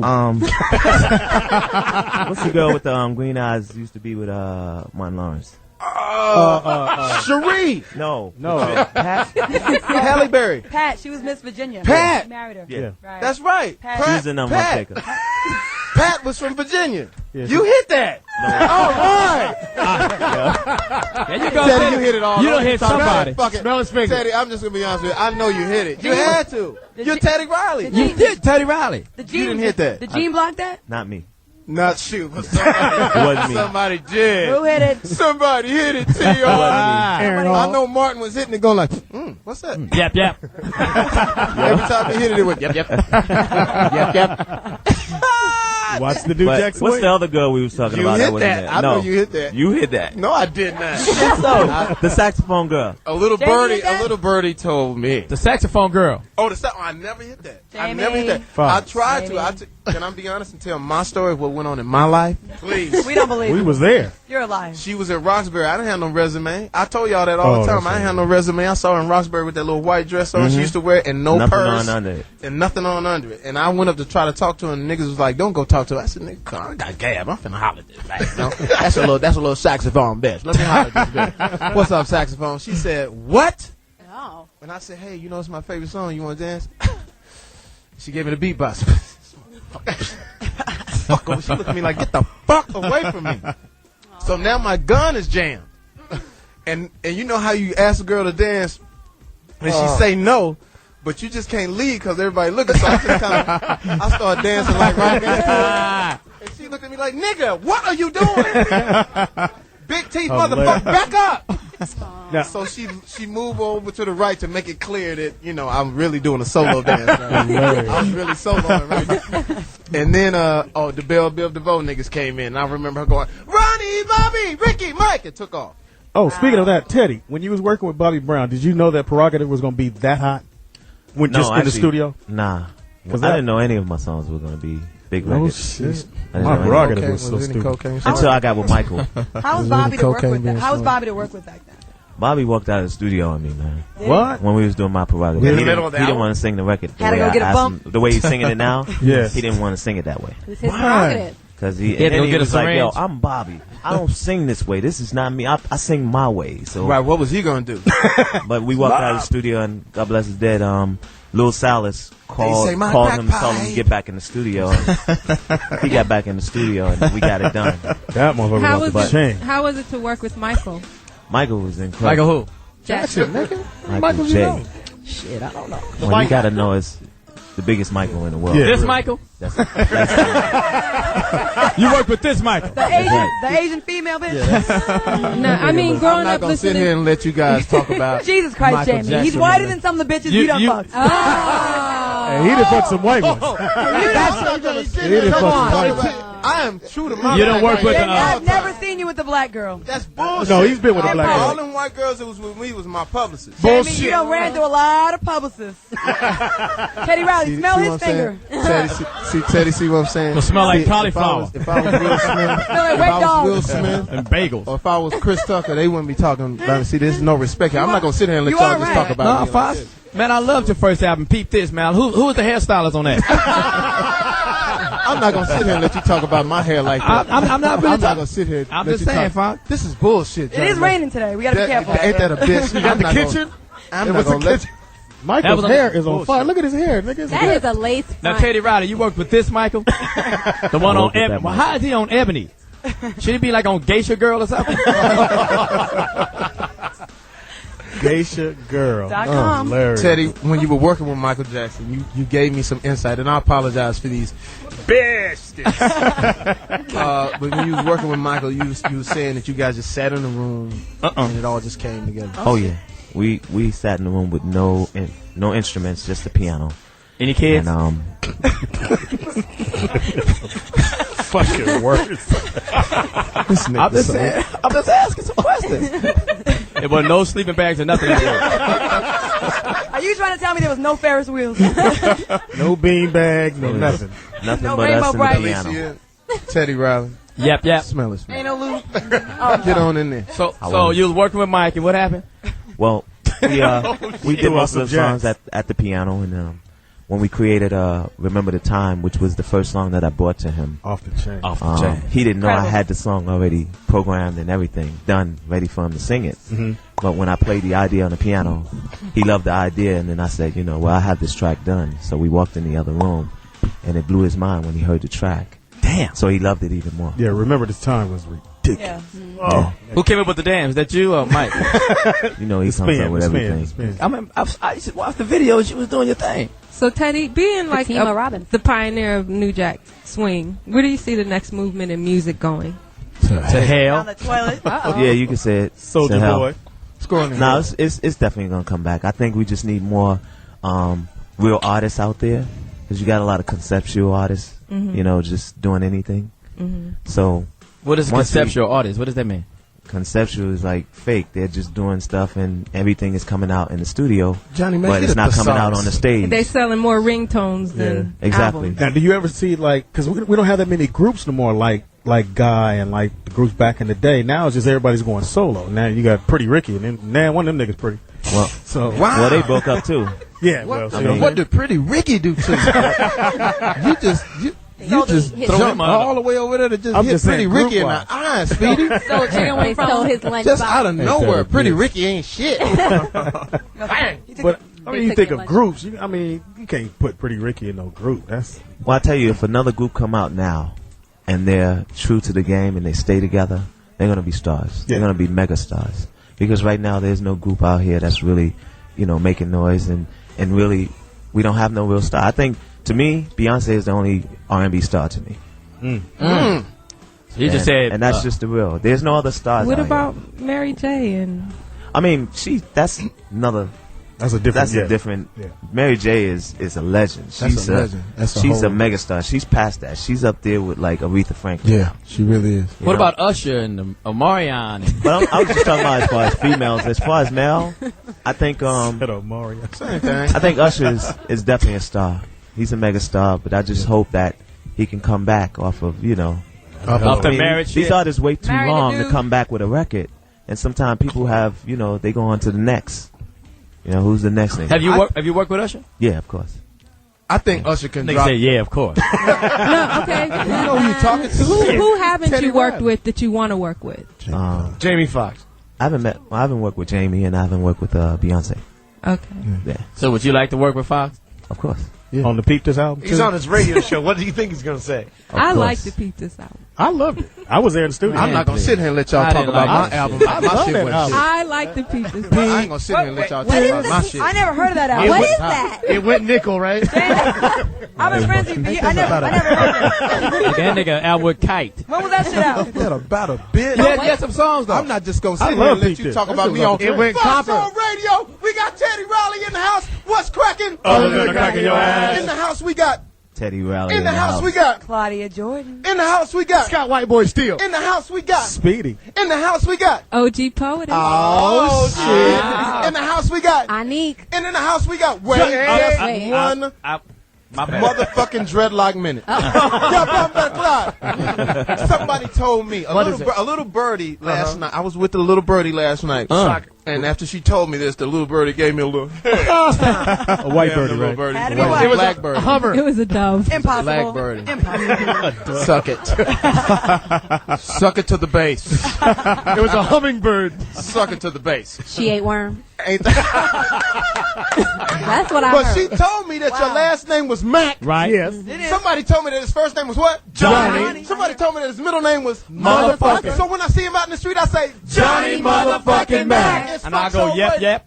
It's Foxxhole Radio. We gonna play a song. We coming right back. We got Teddy Riley in the house. We gonna get down to the bottom of it. Oh, this Call is in. oh shit. You got a question for Teddy? Call us at 877-2106-106 or hit us up on the web at Yeah. Sirius.com/Foxxhole. All the background dancers in the video, call in.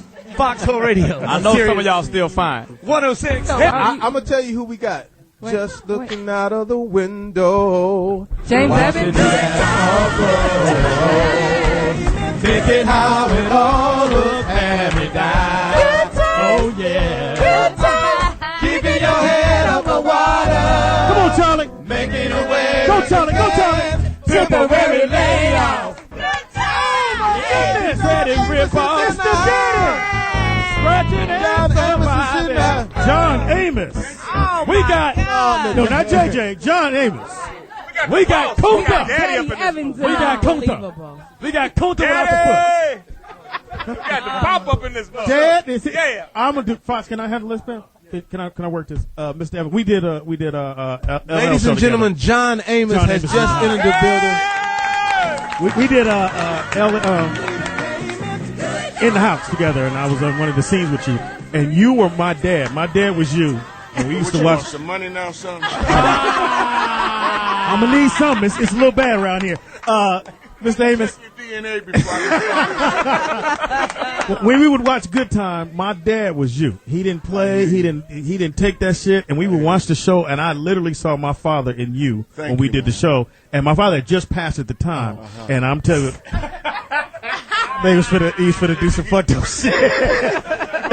I was finna Joan to say he didn't have a dad. And sensitive on me, said he passed. But no, it helped me through because it was like working with my father at that time. And I tell you, man, we would watch Good Times, and that was the most real show I'd ever seen in my life. So that was the most gratifying thing about doing that role was the response I've gotten from young men and women, but young men of just about every ethnic stripe. Yeah. They come to me at one point or another and say, "You were the dad that I never had." That's a good feeling. Yeah. Real good feeling. Yeah, I would. Yeah, and when you used to grab your belt, my daddy always pulled his off. He never just grabbed the belt. Well, this was TV. I couldn't pull mine off and do it the way I wanted to.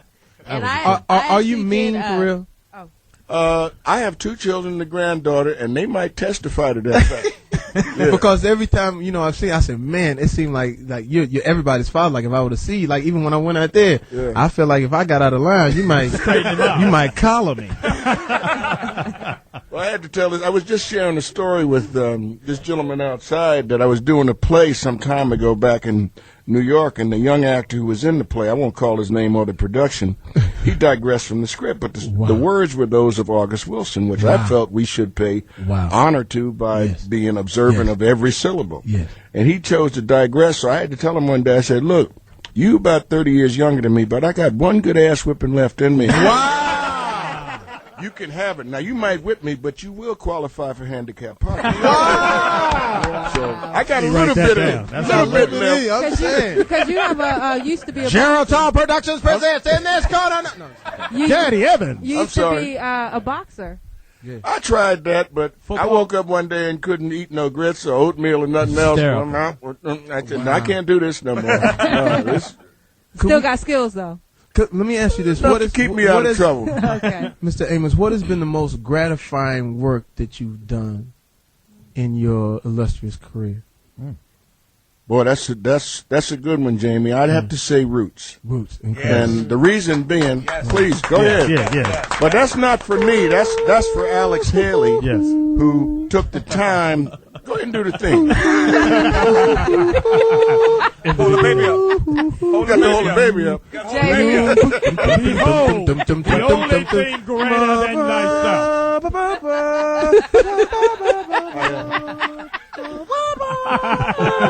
How do you remember this? I remember the whole thing, baby. That was we were beating the white kids in school when that movie came out. We whooped some white kids' ass on that one. After I watched Roots, I whooped some white boys' ass on that one. Did you really? Yeah. Let me share this with you. A week after Roots aired, I was driving down Santa Monica Freeway. It's my right hand up. And a brother who had to weigh every bit of 350 pulled up alongside of me in a piece of Detroit steel and said, "Hey, man, roll your window down." So I rolled the window down. He said, "Hey, man, pull over. I want to talk with you." So I pulled over. The brother got out the car rocked for a couple minutes. I ain't lying to you. Came over and leaned on my car and said, "Man, I want you to know something, man. I watched that Roots thing where they cut your foot off. I got so upset I went and got a 38 and shot my TV." Shit. I said, "Well, you ain't looking for me to buy you a new TV, are you?" They ain't do that. Who was that, John Chaney? The brother was truly disturbed by that scene. Yeah. It was. I would say Roots would be the most gratifying thing I ever had, Jimmy, because it was vindication for every African American who's had a history denied, implied that all fathers left their families. Kunta stayed the course with his family the way John Amos Sr., my daddy, stayed the course with his. So I'm happy and proud to have been a part of that. Yes. But you know what? Talk about that. Was it a backlash after that, as far as socially and maybe in the business, or what? Did in the business, I'll quote Gary Deeb, who was writing for the. He was writing. I almost slipped into idiomatic speech there for a minute. He was writing for the one of the major Chicago papers, and he said, "Had this been any other industry, after the success of Roots, everyone in the cast should have enjoyed all the concomitant offers and film offers. None of us, and with the exception perhaps of Louis Gossett Jr., who went on to win the Academy Award, and justifiably so for an officer and a gentleman, none of us got nothing. Wow. Meanwhile, there were 3 or 4 shows featuring dolphins, gorillas, chimpanzees. Bonzo goes back to college for his master's. The bullshit. Y'all ain't gonna do right. Y'all just ain't gonna do right. So what do you think? Let me ask you this: we're in a situation now, where we could do things about it, right? You are exemplary with that. And I'm not just stroking you because I'm on your show. Yeah. The diversification of roles that you showed, and I won't tip your mitt about your latest endeavor. But I hear you weed on the bushes on this one. Thank you. Okay. On the solos, I'm trying to be nice, even if it's serious radio. So, Fox, we going back to Oxford? Huh? Hold on, Speedy. You're not. Oscar Mayer. Oscar De La Hoya. Trying to get to that craft service. But that's amazing. That I actually talked to Mr. Gossett. He came into the room with Miss Nichols from the Star Trek series, and of course I'm going to get your number and I'm going to call you like I do him and everybody else. But while he was in there, and I wonder if you agree with this. We were talking about T.I., we were talking about Michael Vick, we were talking about all these young African Americans that had money and was sort of squandering it. And Mr. Gossett looked at us and said, "It's a waste of time." He said, "What are you so angry about?" He said, when he worked and after he got his Oscars, he didn't work at all. And he said that basically we were really squandering a lot of the things that we have. Do you agree with that? Well, I can't speak for anybody other than John Amos. Right. All I can say is that all the concomitant success that should have come our way and the concomitant rewards that should have come our way, the entire cast, those of color did not enjoy that. Wow. The Ed Asners, the other recipients of awards and trophies, and they did, but the inequities in the business became so obvious in that it was written about by the more liberal, if you would, or the more sensitive correspondents around the country. They acknowledged the fact that this was almost blasphemous to take the work of Alex Haley, to have it made into a miniseries by David Walper. And the numbers are still staggering. And then I began to realize as time went by, we had been diminished from the #1 watch show of all time to #2 behind an episode of Dallas in which JR got shot. By now, we might be down around below Fear Factor. I don't know, man. I mean, but I'm just saying that's the business. And that's the racist element that still exists in the industry. But thank God there are young directors. There are young actors like yourself, the Denzels, the others who have reached that point. They realize the only reason that you standing there is because some other brothers went in front. You stand on their shoulders. They cut the grass, the elephant grass, with butter knives. Wow. Y'all got a putting green to walk on now. Wow. Shit. Okay. If you have any questions for Mr. John Amos, please call in right now. 877-2-106-106. This is absolutely amazing, man. We always come in here with nothing but bullshit on our mind, and then to come in here and to really be blessed with two legends, and to really have your spirit talk to us, because a lot of times I just think that we don't hear it enough. I know that you're busy with all that you do, but man, to drop in on us every once in a while and to just give us that, because we never hear it, never get a chance to hear it. Somebody else? No, especially Johnny Mac. Yeah, I don't get to hear much. Now, where can we see you? What are you working on now? Well, I'm working on some things that are directly related to the business, i.e., when the Katrina disaster happened, and I realized the administration's total apathy towards those people and everything that had happened to them down there. I said, well, what can I do as a human being and as an African American? Most of the victims were people of color.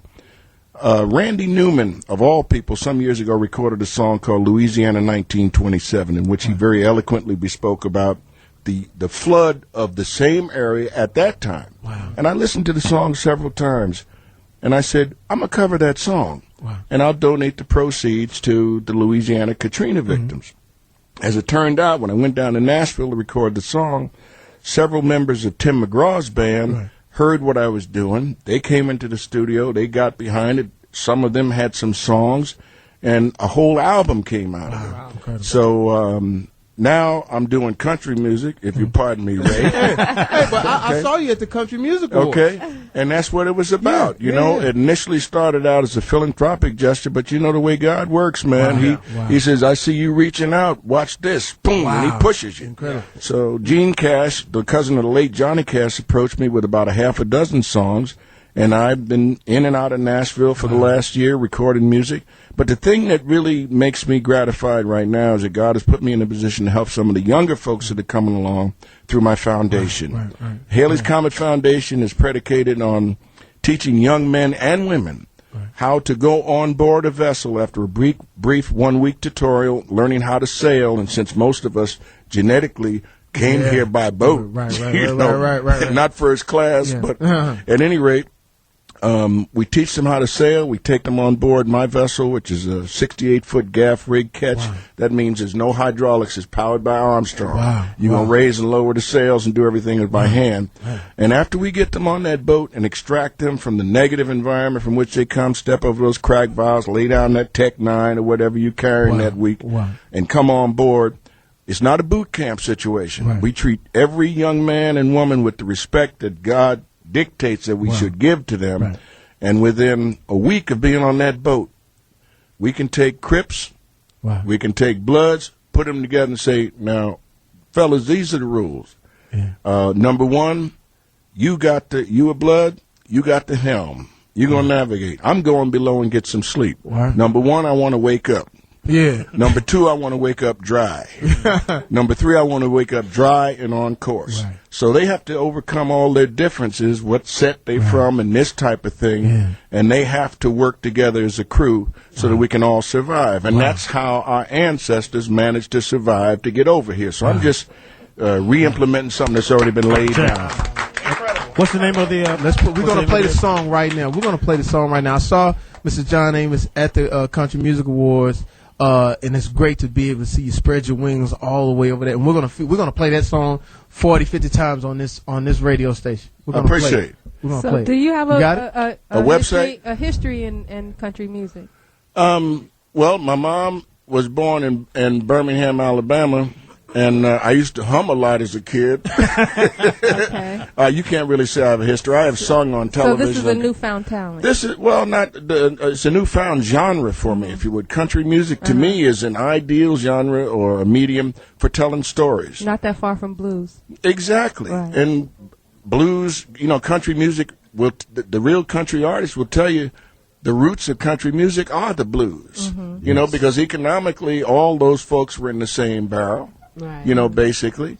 And if you look at the composition of our military, most of them are disenfranchised young men and women of color and from the South who don't have too many other options, so they go into the military. And that's my tribute to them. Speaking of the military, on Memorial Day, I will be in Washington, D.C., the 25th of May, along with 500,000 bikers. I ride a Harley. If Harley Davidson is listening, I ride a Harley. We worked at he rides a Harley too. Okay. Anybody else in here ride a Harley? Right here. Okay. They got a whole solid. They got a Huffy. They got a whole solid. Well, there'll be 500,000 of us at the Memorial Wall in D.C. And I've been asked by, and I will gladly respond to the Coast Guard's request that I repeat a rendition of the Lincoln Portrait that I did with the U.S. Coast Guard Band, recorded that some years ago, as well as some words that were given to me by Colin Powell. And I'll do that in tribute to those young men and women of all colors that have laid it on the line. So we got the luxury of being in a radio station, enjoying ourselves and enjoying the freedoms that come. I want to say, for one, thank you for laying that down. And I want to also, too, for Speedy, could you write some of those words down that you were saying? Philanthropic and concomitant. Yeah, because he had no idea what you were saying. Let me ask you a question. I'll come with subtitles next time. But here's the thing, why we're going to put you right on the spot. We have an overall deal at MTV for reality shows, and we would love to talk about doing that as a reality show, taking those kids. Well, let me tell you, are any of y'all familiar with the name Michael Concepcion? Yes, yes. Michael for good and the bad. Okay. He scared me a few times. Come here, motherfucker. I'm right here, Mike. No need to. Motherfucker. Shit. Okay. Well, let's suffice to say Michael does have a way with words. Yo, he does. But and Michael, guns. Michael and I got together, and we've come up with a concept that we will be bringing to your attention called Gangs at Sea. Oh, damn. And that's where we'll be taking opposing factions from the gang world and saying, fellas, you respect Michael, and you tell me you respect me as having been the father figure you never had. Right. You on board the boat now. Right. Let's drop all pretense and all that false macho posturing, because you're going to look real stupid trying to be tough while you're getting seasick. Wow. You know? That's not going to be sexy. You know what I'm saying? Wow. But you will become a crew, and you once you leave this vessel, it's not just going to like we're going to say bye-bye. We hope to instill enough self-esteem in you so when we talk to you about jobs that are available in the maritime industry or anywhere in the world, you'll feel capable of going out and getting that job and doing a good job at it. Incredible. I have a question. We Is it have ready? the song. Is it We're ready? going to play the song right now. We have your lovely publicist in here tonight. This is just incredible. I came here with the wrong things on my Wrong mind. intentions. And the wrong intentions. And angels You wanted to walked fuck. into this door, man. That's what I appreciate. What we gonna do? What we gonna do? Louisiana or the title song? Mr. How Amos, we were you- hippies? Is that what you want to do? Yeah. Okay. And you said you had a website. Which one do you want us to play? We'll play what you want us to play. Well, that you don't have Louisiana here. I think all you got is we were hippies, right? Okay. We'll take whatever. All right. What's your website, Mr. Amos? The website is coming up, www.thehaleyscometfoundation.org. MySpace.com/John Amos Country. MySpace.com/John Amos Country. Can I ask you a question before we play the song? A huge military involvement that you have. What do you think about what's going on right now across the pond, the Iraq situation? One, the war never should have been declared. Wow. Number two, we should have done everything to have gotten those young men and women out of there a lot sooner and made a concerted effort to get them out of there. Right. Bottom line is, I made one visit to Walter Reed Hospital. I don't know if any of you have visited Walter Reed Hospital, but be prepared to see reality. Wow. Okay? And be prepared to see young men and women, 19, 20 years old, maimed for life because of something they believed in. Regardless of your position on the war, you got to respect these young men and women who went and laid it on the line and left parts of their bodies and their brains 12,000 miles away. And as a former National Guardsman, as the son of a veteran, my hat's off to them, regardless of President A-hole Bush. Wow. Hats off to you out there listening. We got some of our listeners that listen to Foxxhole Radio. It's Jamie Foxx. We're here with John Amos. He's laying it down. We're here with Charlie Wilson. We're here with Bria. We're here with Black Speedy. from We're here with Black from Flavor of Love. Black from Flavor of Love. We're here with Poetess. Yes. And we're here with Diamond Double D. And we still love you, Diamond Double D. sure do. All the D's. And Johnny motherfucking Mac. Shout out to all of our military. Shout out to everybody that knows anybody out there. And we want you to come home soon. We got the song. We're getting ready to drop it right now. Country music. John Amos. Drop it like it's hot. Is this? Just hit play.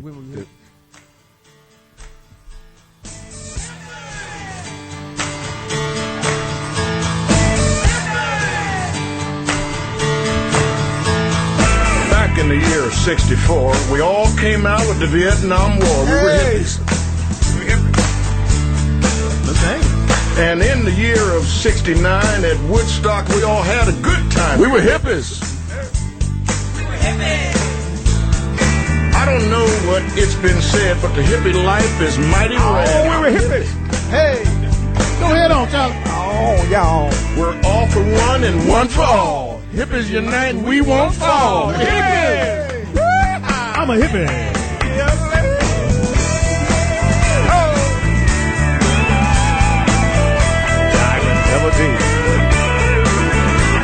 We're pot smoking hippies from the land of Oz. We all drive around in little bitty cars. We're hippies. I like that. I can do this song. Come on. Here's something that you might not know. Willie Nelson follows the hippie code. He's a hippie. He's a hippie. Hippies now and hippies then. Let's all get together and party again, because we're hippies. What are we? We're hippies. Yeah. Remember me and this song forever. Hippies will live on. Viva the hippies. Viva the hippies. Put this on my ringtone. Yeah. Hippie.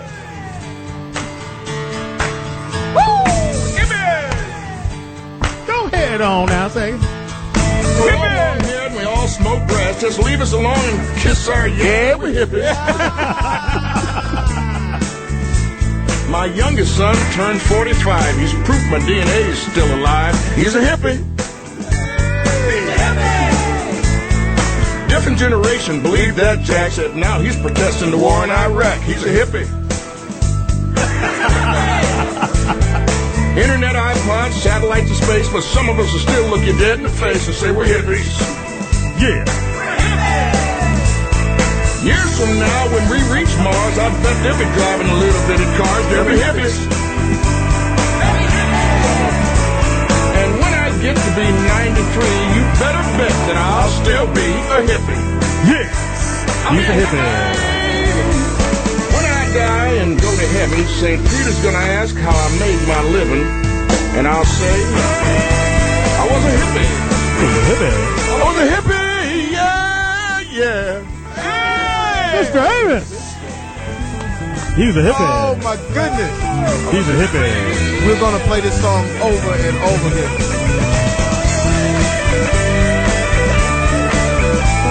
I'm a hippie. Yeah.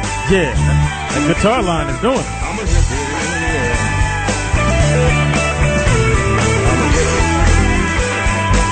Yeah.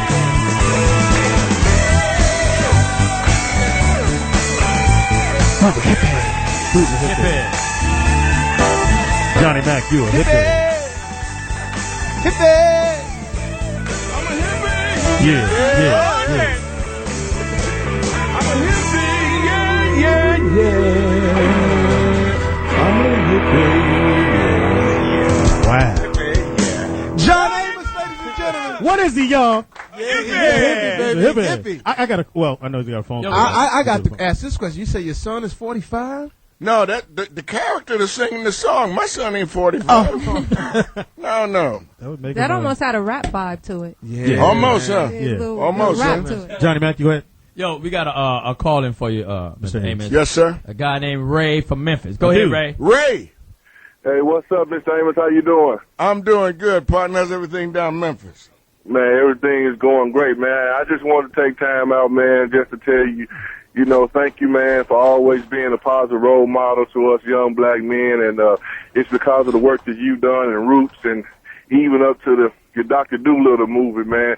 It's because of your honesty and your integrity that you open up doors for a Denzel and a Jamie Foxx. So, man, I just want to thank you because you was a great influence on me on Good Times and how I raised my children, and some of the things that you would say on Good Times, I use them in my household today with my kids. So you probably don't hear that a lot, man, but I just want to take time just to tell you thank you, man, and keep on doing a good job. And say, what's up, Jamie? What up, baby? In your mouth. Thank you. Hey, I got a question for you. Sir. You worked in one of my #1 movies, which was Coming to America. How was it working with Eddie Murphy on that? Man, I tell you, I went to work every day eagerly because I knew I was going to laugh all day long. And Eddie got me one day. He was between characters, and he had put on the prosthetics for Chocolate Brown. So I didn't recognize him because I'd never seen the character. He just had on a pair of sweats. So I was standing there waiting for lunch to be over, and this dude comes up to me and says, "Hey, man, what do you do?" I said, "Well, I'm acting in the movie." He said, "Oh, I ain't never seen you. What you done?" And I looked at the brother. I said, "Are you supposed to be on this?" "You damn right." And reached into his waistband. I said, "Oh, Lord, this is where Kunta bites the big one, you know?"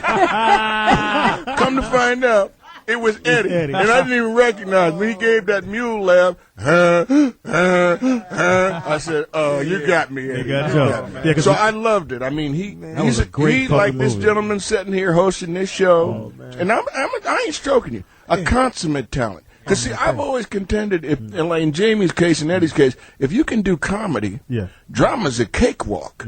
But not the way this man does drama. Thank you. I mean it, man. You when you did Ray, there a couple times, I mean, trying to make me what choke about up. buns? What about buns though? Huh? You didn't like buns? Booty call. Booty call. Don't listen to this. I know the beads inspired you somehow.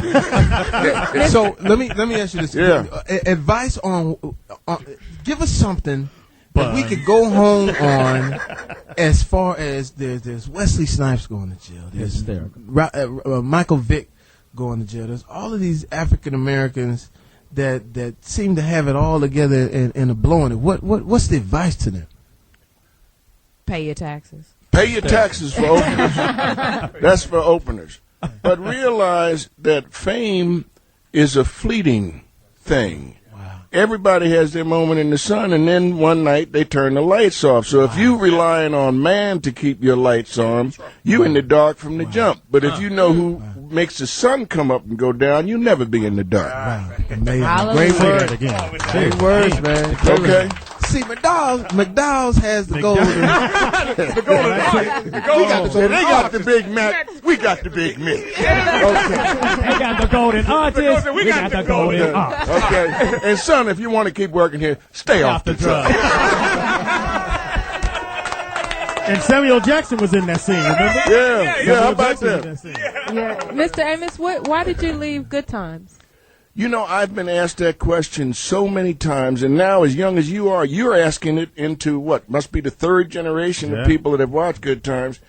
The company line was that I was a disruptive force. Now, I'm going to tell you all the truth. This is how it went down. I'm at home on hiatus. I got a phone call one day from Norman Lear's office. His secretary said, Norman would like to speak to you. I said, okay.